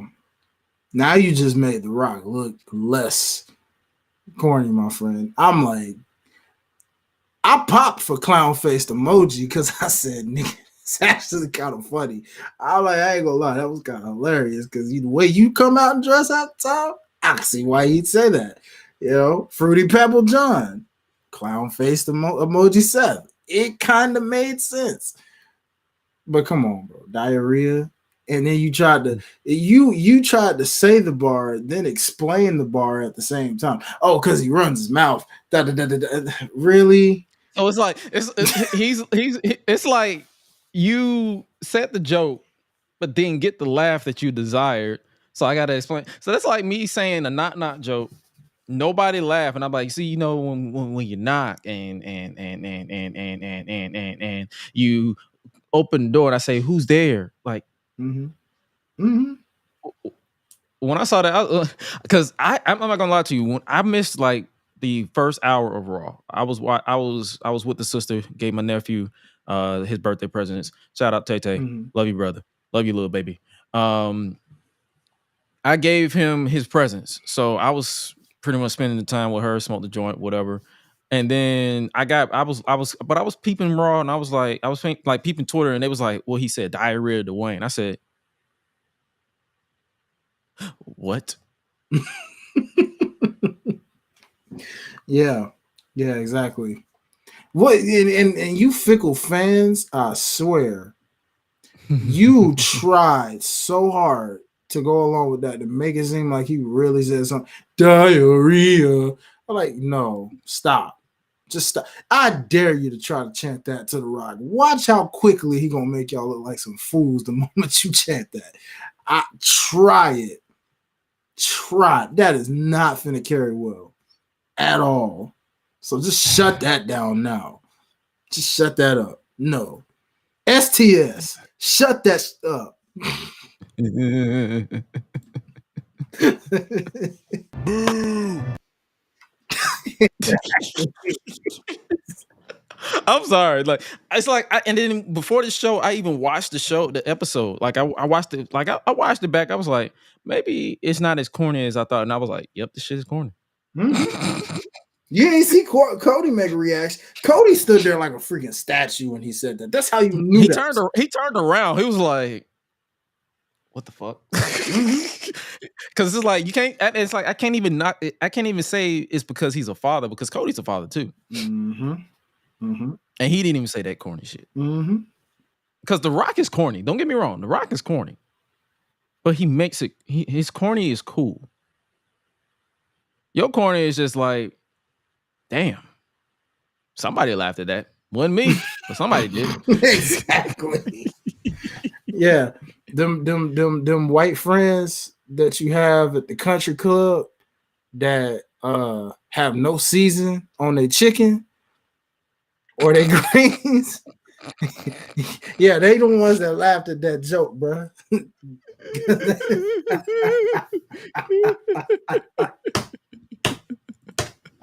Yeah, no, they the ones that thought that was funny because they thought it was gonna make them cool, only to find out, nah, Negro, that ain't cool. That ain't nothing funny about that. Try again. Just saying.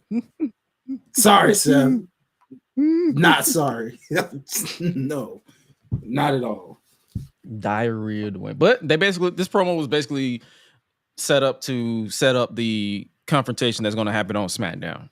They're going to be there to accept the Bloodlines challenge. But yeah, I saw that promo. I was just like, oh Lord, that means we're in for it. Now this one's going to be an hour. Good God. Well, you might well cut half of SmackDown. SmackDown's an hour this week, people. It's an hour. It ain't even. It's gonna be 5-minute Cody entrance with the woes. It's gonna be another probably 3 minutes of Seth Rollins with the whoa, the burn it down. Then you gonna have the Roman. Did they announce that Roman's gonna be there on SmackDown? No, it's just I'm sure he'll be there. You know he'll be there.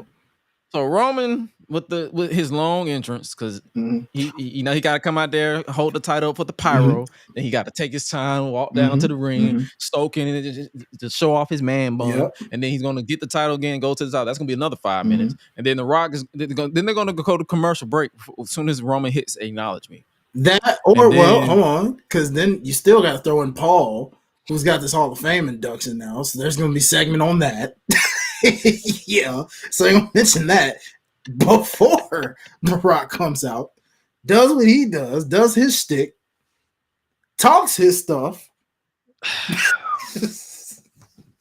By that point, then you get Cody. You get and then you get the exchange of words and the promo back and forth. Then enough talk, let's fight or something. And And that is an hour and 30 minutes of SmackDown. So everybody's entrance after that their entrance is gonna get cut, and every match is gonna be 5 minutes.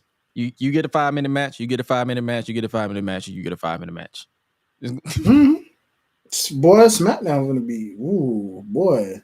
And Fox ain't gonna care because they can be like, oh, we got Roman, Rock, Cody, and Seth. Oh yeah, there we go, buddy. Oh yeah, man. Ratings, I love it. You fickle hypocrites. But nah, I feel like it should be 30 minutes top. Like it shouldn't be no long-winded shit. Like I truly think it should not be. Will it be? Probably. Mm-hmm. Should it be? No. But yeah, the diarrhea line, I was just like, bro, this is the best you can do. Mm-hmm. Also from Raw, what do you think they're gonna do with Andrade heading into WrestleMania? Because I forgot Apollo Crews was on employment. I forgot he was employed. You. And I said, as soon as I heard his theme music, I said, "You still work there?" Yeah. People thought I was joking, like I was making fun. I'm like, bro, this is a genuine reaction. They was like, he's been on Main Event. I was like, bro, I do not watch Main Event. Nobody watches Main Event. Do you think I got that kind of time? Bro, do you think I had that kind of time? Bro, Main Event is their Rampage. Who in all get outs watches that, bro? No one. Not one person. I ain't got that kind of time to watch that much wrestling. Like my life does not revolve around wrestling. Main Event ain't even worth, bro. It ain't nothing. Half of the doggone show is just them recapping what you saw on Raw. There's no point. It's like 2 matches. They don't even upload the highlights on YouTube. That lets you know how little they care about Main Event. Main Event is literally 2 matches, and they're spaced out. It's one you start off the show with, and one you end the show off with. Everything else is straight filler recap. And I'm not finna watch that, bro. On top of ads. So you gotta go through ads before you can't even, that's the sad part, bro. You can't even get from the first match, even if it was something you wanted to watch on Main Event. And you're like, oh, this looked like it would slap a little bit. You can't, because you're gonna watch the stuff. They don't even promote it. That's the funny thing about it. Exactly. They don't. It's just there. They do not care. It's literally just so there. Why should I? My point exactly, bro. That's all I'm just. So whenever anybody say they've been on Main Event, so they've been in purgatory. Got it. Mm-hmm. That's pretty much what it is. Damn. Man, at least my ninja was in NXT for a while, but damn, how did you go from that to Main Event? Oh yeah, he went from That's So Raven to no visions at all. Bro, I feel bad. What you think they're gonna do? What you think they're gonna do with Andrade heading into Mania? I feel like they're still in the showcase phase. Like they're not really. Yeah, he ain't doing nothing. He ain't gonna be on that card because he not on SmackDown, so you're not gonna put him in that feud with LWO and Delgado. He already made it known he ain't interested in that. So he's just gonna be there. He's just vibing. Yeah, he's just vibing to the party until Money in the Bank. That's all I can tell you. Money in the Bank. That's the next thing for him down the line at some point. Arguably, you could even say he is your next Money in the Bank winner. I wouldn't be opposed to that. Go from Senior Money in the Bank to Senior Money in the Bank too. Yeah. Oh well, yeah, because it's either the only 2 candidates I could really realistically see it with right now would either be him or LA Knight. I guess. I mean, because I don't know who else you would give it to that really hasn't already won it or would need it. True. They're the only 2 that really come to mind that you could do. Unless they just go full throttle and just give it to Braun. He don't need it though. No, I'm talking about somebody like him. Like give it to somebody from NXT. Like I wouldn't be surprised. I agree with you though. He don't need it. Yeah, I'm about to But say at because the he's same time, so, him with the Money in the Bank. That's as wasteful as when they gave it to Braun Strowman, where it was like, oh yeah, I remember yeah, that. where it was like, bro, you don't need it. What do you need a Money in the Bank briefcase for? They wanted the merch, Monster in the Bank. Remember that? Yeah, Yeah, no. yeah. But yeah, we'll Yeah. see. We'll see. But No, see. Andrade, yeah, I think he's sitting this out, bro. I don't see. There's no. Unless they do like a battle royal again, Oh God, no. Look, and he wins the Andre the Giant I Warrior am battle. only Triple H.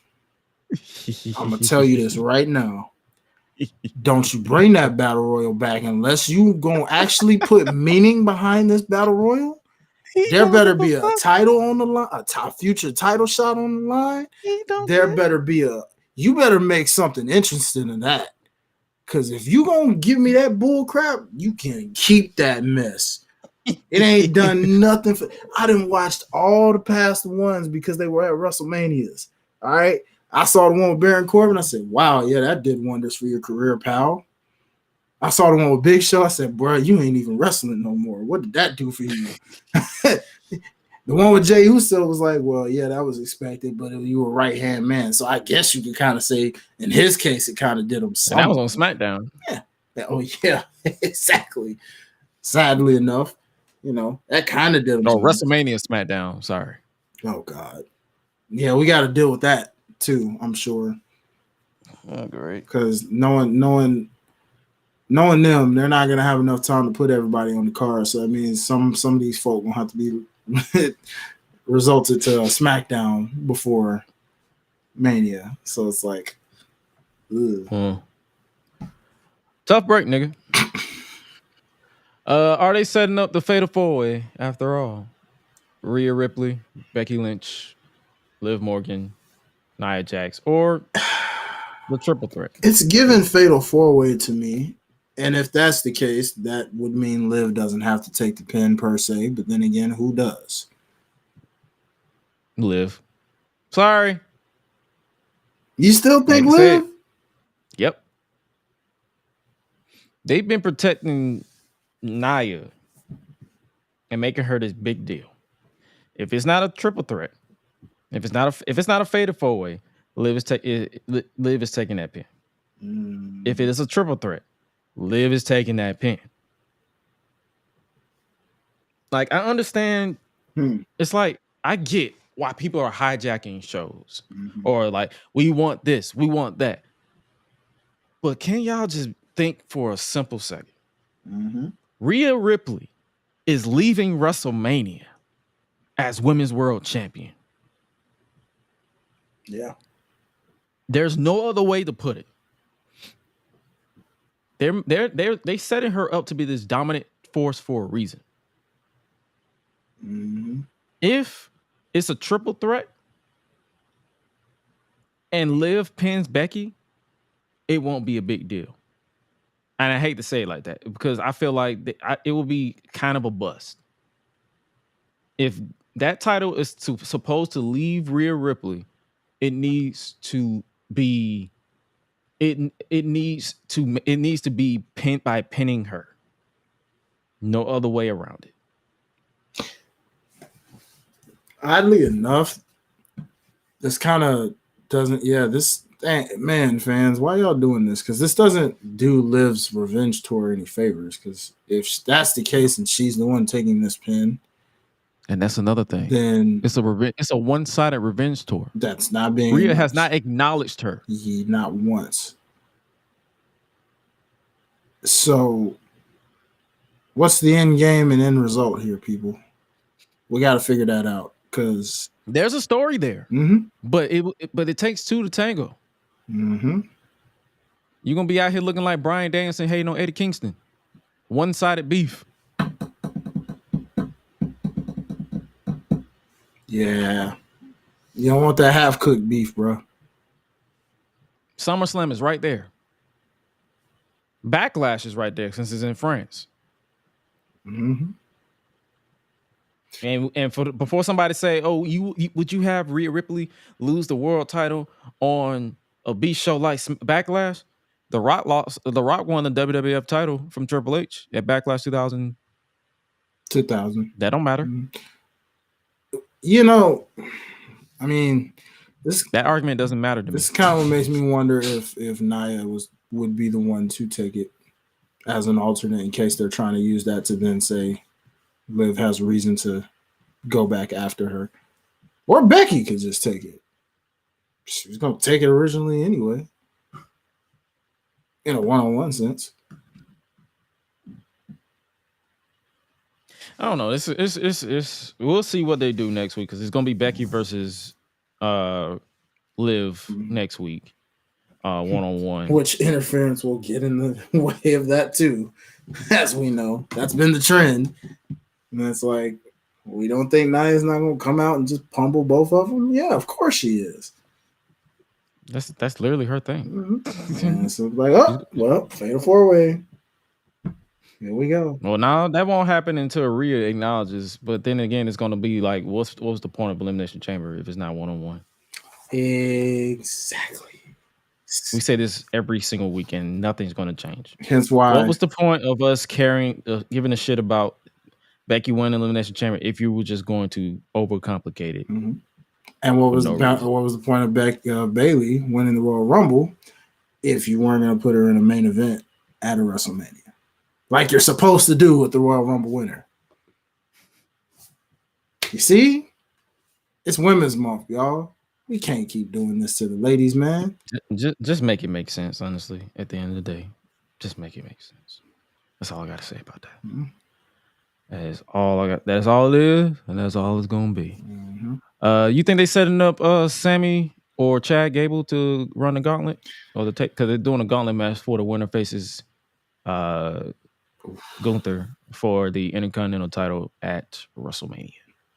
I say Chad because it looks like they really want to tell that story again. Sammy gives me world title vibes. Like, how would that make sense though? Because he hasn't really interacted with nobody in the world title scene. I just remember him saying, "I'm going to be a champion," and I'm pretty sure he ain't talking Intercontinental champion because he's won that a bunch of times over.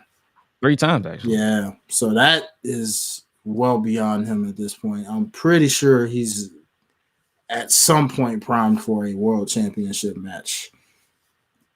When? Can't say, but that's the vibe I get.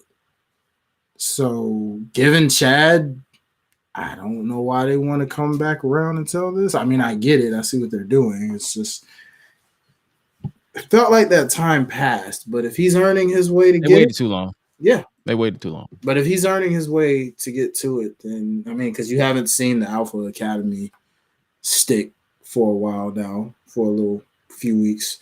So it looks like they're trying to make this a Chad Gable only situation. So we'll see. Yeah. And then, obviously, the main event. So they had the main event basically, and it reiterated our thing. Seth Rollins isn't focused on Drew McIntyre. Do you think? I'm liking this Drew. Because he's making the same. He's saying Seth Rollins is a junkie for attention, which he is. Mm-hmm. But I don't know why. It's like I wouldn't be mad if they take the title off Seth and put it on Drew. But at the same time, I wouldn't be mad if Seth somehow retains and then Damian decides, oh, hey, I got the briefcase. Let me cash in right quick. Mm-hmm. Yeah, either one of those could happen. I'd be cool with either outcome. I just need them to stop having my boy Jey Uso lose to Drew. We are all in the same boat. I'm really getting tired of that. Like, by now, this man should have had at least one win over Drew. He's 2-8 according to those people who keep up with his win-loss record since going to Raw. Yeah, I ain't, and it's like what we just said about protecting. I understand trying to find ways to make it justifiable on why he lost. It's one thing with the Gunther situation. Okay. You had a 3 count. Jimmy rung the bell early. But that's the classic dumb babyface syndrome. Right. It's like, bro, he ain't even touching you. Ignore him. Mm-hmm. That's the classic dumb babyface syndrome. And then I'm tired of that. This man is too over for y'all to be doing him like this. Okay? Because after a while, when you keep losing, people are just gonna stop caring. Mm-hmm. I mean, yeah, it's just me. Ooh, it gets you hyped. Mm-hmm. Yeet, yeet, yeet, yeet, no, yeet, yeet, yeet, yeet, whatever. It gets you hyped. It gets me hyped. Mm-hmm. But at the same time, I'm gonna stop caring after a while. Yeah. And you're not doing either one. Yeet, no yeet. Yeet, no yeet. And you're not doing either one of these twins any favors because it ain't like Jimmy's just been winning matches out the park. This dude got kicked in the face by a highlighter. Yeah, pretty much. And then that was it. Like, no bounce back, nothing. He just got kicked in the face. It's like if they're building to Jimmy versus Jay 1-on-1, mm-hmm. they're not doing much to hype me up at all. Because Jimmy is a background player to Roman and Rock. Mm-hmm. He's still a henchman. He's a henchman, and like I said, Jay's over. It's just y'all keep finding ways to make him talk a big game, go out there, put up a fight, but he ultimately loses. Like it'd be different if y'all were doing him like how you did him against Roman, where he just kept taking beatings and refused to quit. All right. That I can deal with, but this, no. I'm tired of seeing this man lose to Drew in the same exact type of fashion. Distraction, Claymore, 1, 2, 3. I was already over these two fighting each other because by now, Drew, you should have moved on from him anyway. Oh, as soon as I saw that match announced, I was like, all right, I'm good. I could have easily turned the show off at 10:30. Mm-hmm. After Jay did it's just me, you got me hyped. I'm like, all right, I'm going to bed. Mm-hmm. Because it's the same outcome as last time, and the time before that, and the time before that, and the time before that. And it's like after a while, you just be like, why do I give a shit? Mm-hmm. Yeah, man. We fix that. Fix that soon, ASAP, because Tristan said on YouTube, said Jay got to pull up on SmackDown with Cody and Seth. He got to at this point. Well, shout out to him being on the Jackie Redmond show because he was basically making it very known. Like he's basically reiterating what we said, I don't know how many times over. That man said, I tried to tell Cody, if you need me, bro, I'm there. But I'm telling you now, if we gonna pull up, we need some help. We need help. A lot of help. Because he know Samoans is deep. And he's trying to tell you, if y'all want to fight the bloodline, you're gonna need a lot of help. So listen. You're gonna need the SWAT team, the Navy SEALs, the US Navy, the Army, the Marines, the Air Force, the Men in Black, GI Joes, Men in Black, Women in Black, non-binary in black. You need everybody in black. You need everybody named mama in black, but it don't matter how many people you got on your team. There's always gonna be that one Samoan that's gonna pop out and spawn out of nowhere and just thumb you in the throat. Pause. That's what I'm saying, dude. Like, yeah, man. It's a never-ending saga with these. Like, it's new Samoans popping up every damn day. Because you got Jacob Fatu. You got his brother who is a trained wrestler. You got his younger cousin Zilla. You got all these Samoans that's popping up on they're knee deep, man. And you got extended family like Tamatanga. It's just like, bro. It's at this point, Cody, you probably gonna have to just say a prayer. I don't know. Pray to whoever you pray to, because at this point, you're gonna need every immortal entity to beat these Samoans. Yeah, man. They not stopping. Or you might just have to embrace your inner Arn Anderson. I don't know, but I needed him to do something with Jay because it's getting to that point where I just be like, you know what? I don't give a fuck. Yeah, bro. And I hate that because I like Jay. I like him a lot. As do I. So They're giving them everything else you give a babyface. They're giving them interviews and promos and, you know, treating them like a true face of a company. But you ain't having them win. So I don't get it. me either. Speaking of what I don't get, it's time to get all elite with AEW. I'm guessing Sammy Guevara got suspended because of the actions in the match with Jeff. Do you know that? Do you know that situation? I saw a little bit about on Sean Ross Sapp's Twitter, but in terms of detail, no. And I'm like, what? Yeah. So for those of you who don't know, this clip is what happened. So Sammy Guevara during the match hit it was either a shooting star press or 450. And when Jeff Hardy got his knees up, Sammy's knee connected with Jeff's skull and it gave him a concussion.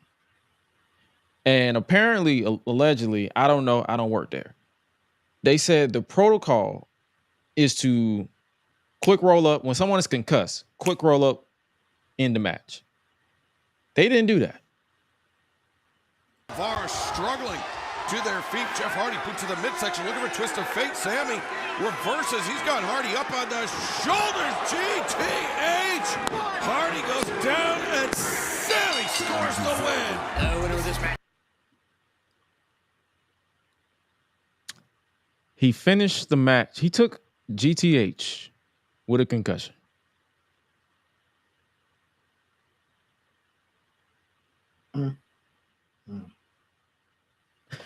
This company, how old is this company?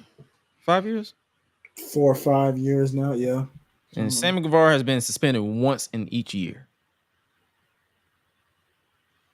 That ain't a problem to nobody, but just me. Yeah. Get that fool out of there, man. It's like eat, sleep, flex, get suspended is Sammy's motto. But I'm not even going to put all the blame on Sammy, though. I blame the referee. Good point. I blame the doc. Because if you know that this man is concussed, why is this match still going? They should get punished too. Yeah, that's true. I have some thoughts on this. I'm gonna say go ahead. Go. No. I was just gonna say I was listening to Jobber Tears actually earlier today, and they actually had a little mini discussion about AEW and locker room leaders. And who are their locker room leaders? Now, specifically, this was talking about the women, who's the women's locker room leader right now.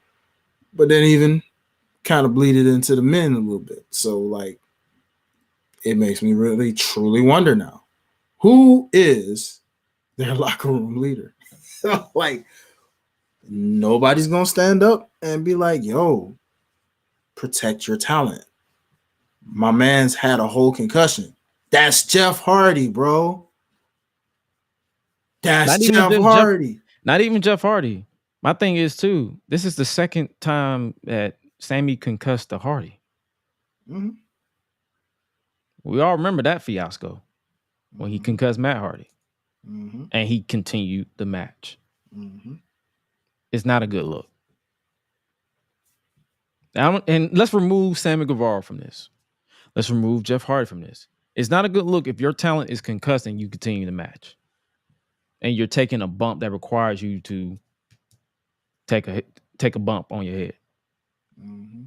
No matter how you can flip it, it's not a good look. Like I will call WWE on this, and I will call AEW on this for you elitists that like to say, "Oh, you're target." No, fuck that. Fuck tribalism. This is somebody's health.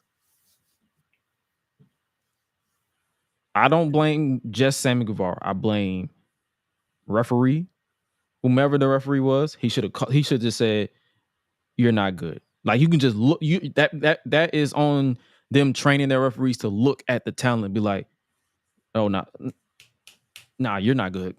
It's a wrap." It's a wrap. Soon as he didn't bounce up from him landing on his knee expeditiously, like right, nah, it should have been done. True, because how is it boxing referees have enough common sense to know this? UFC MMA referees have enough common sense to know this. Let's not put this on wrestling referees. And I know people are like, oh, well, it's scripted. Yeah, but they still have a job to do. Mm-hmm. And they communicate with the producers. And the ringside doctor. Mm-hmm.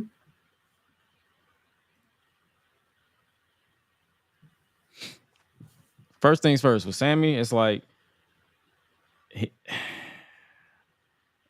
it might be time for him to wrap it up in that company because he's been getting in too much trouble. But at the same time, I wouldn't put all my because even with him as a talent, he should know his fellow wrestler is not 100% there, but he got to get his shit in. But I also, like I said, I blame the referees too. Nobody looks good in that match. Mm-hmm. But Sammy is the scapegoat because he already has a lot of trouble. So they was like, well, you taking the fall. Man, I hate hearing that. Yeah. Time to get all elite before we get up out of here. Are you watching before we do that? Are you watching No Surrender this on Friday? Because it seemed like a regular TNA episode to me. Another No Surrender? Not No Surrender, Sacrifice. I'm sorry. Wrong. Sacrifice. My bad. I'd check it out. Yeah, I'd check it out. Because Sacrifice definitely I hate that it's kind of like a special nowadays versus an actual pay-per-view, but it makes sense because they just had one not that long ago. So I'd check it out. See what it's all about. You know what I'm saying? Why not? Okay. I didn't know the card until literally this morning. I believe it's Moose defending against Eric Young, who won at No Surrender. I know that's a match. I know they put a triple threat for the women's world championship is Jordan Grace versus Zaya Brookside and Tasha Steelz.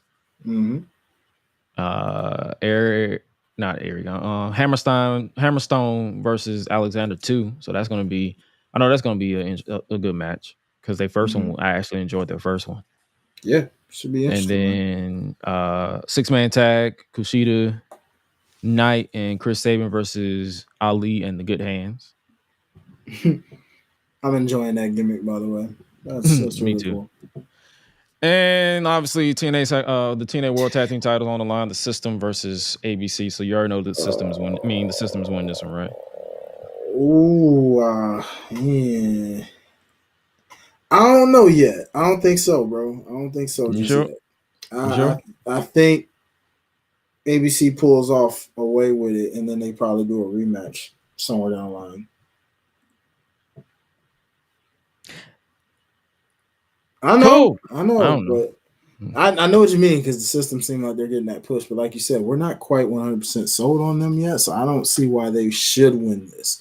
Because they ain't sold me enough for me to actually see them with tag team gold right now. Yeah, we'll see. I'll let you watch that show and let me know if it's good, and then I'll probably watch it. I'll go based off of your opinion. Okay. Yeah. Last thing before we get up out of here, AEW is getting a new look. This is their new logo for this week. It's giving me Power Ranger vibes again. Yeah, that does give me Power Ranger vibes, bro. But it's going down. They're coming to Duluth again for Dynamite and then Collision on Thursday. So they're going to be there for 2 days. Wednesday and Thursday. Very interesting.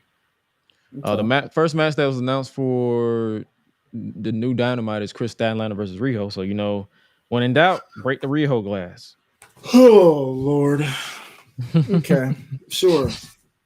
They're basically building to Chris Stat turning heel on here. So, of course.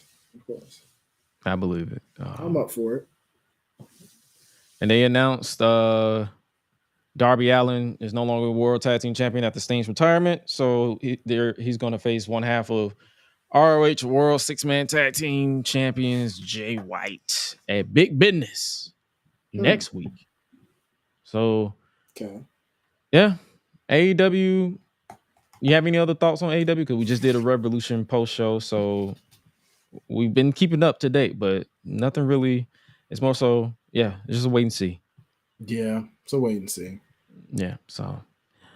But before we get up out of here, what do you let's check the chat right quick. Shout out Big Stat and Willow Thickingale. All right. I like that. I ain't like mad that. at it. I ain't mad at it either. But before we get up out of here, let's check out our song of the week. For those of you who don't know, that's basically where we pick a song and then it's posted on social media. Following us on social media. My song of the week is the song that we listened to before we got up on this live, and that was "Get Money" by Junior Mafia. Junior Mafia. Get money. Get money. So that was I like that song. I don't know why. It got a head nod on me. The lyrics, it is what it is, but it gets a head nod on me. What about you? You know what? I was trying to go through my song history here. There we go. All right, what's that last one that you heard your boy do? It was you know what? Yeah, I'm gonna go with that one. That'll work. Go good old Ghetto Boys. Mine's playing tricks on me. Ghetto Boys, Mines. Yep. Ghetto GETO Boys. Mine playing tricks on me. Tricks on me. Yes, hey man, so of course, so yeah, that's our vibe for this week. So make sure you guys stay in tune with our vibe so we can keep y'all locked. But what can they find you on social media before we get up out of here? For sure, brother. You already know, man. Follow your boy at Highlight Life, HILITE Life. You can also catch me at Life's a Botch _OTS for the Life's a Botch show. Of course, I will not be on all month. I'm actually allowing my co-hosts and the ladies to take over all month in honor of Women's History Month. So it's a full ladies takeover. So shout out to the ladies in wrestling that do their thing. This is all about y'all. And shout out to OTS Media Co. Make sure you follow all things OTS Media Co. Yes, sir.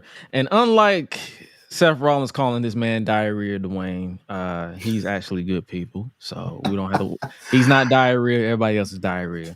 But yo, make sure you guys keep it locked here. We got a lot of new content coming on the main channel, youtube.com/@GRESH. WWE 2K24 content coming out this week, by the end of the week, as well as we got new Talking Ish dropping with Nick Harrison, Professor Hit Nick Harrison. We talk about everything, life, wrestling, doesn't matter. It's literally just two uncles talking ish on a Friday morning. You know what it is, 10:15 usually a.m. Eastern Standard Time. So like if you're on your commute to wherever you go, we got you covered. And we appreciate y'all for running over 100 deep here for the live chat, wherever you're listening, whether it's on the Life's Botch, whether it's on the OTS Media, whether it's on all GRESH platforms. We appreciate you guys rocking with us on this Tuesday / into a Wednesday morning.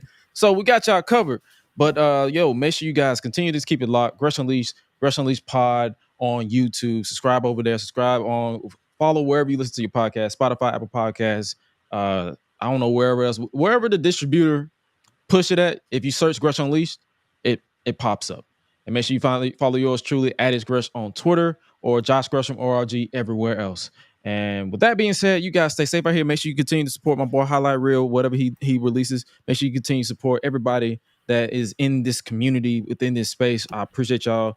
Those wrestling girls, Ciendo, love her to life. Love all these people. Love everybody who continues to support us. Like, shout out to all y'all. Shout out to the chat. Shout out to Tristan. Shout out to everybody who hopped in here. MFB, your boy Squint. Shout out to all y'all. And with that being said, you guys stay safe out here in these streets. And remember to always eat, sleep, flex, and repeat.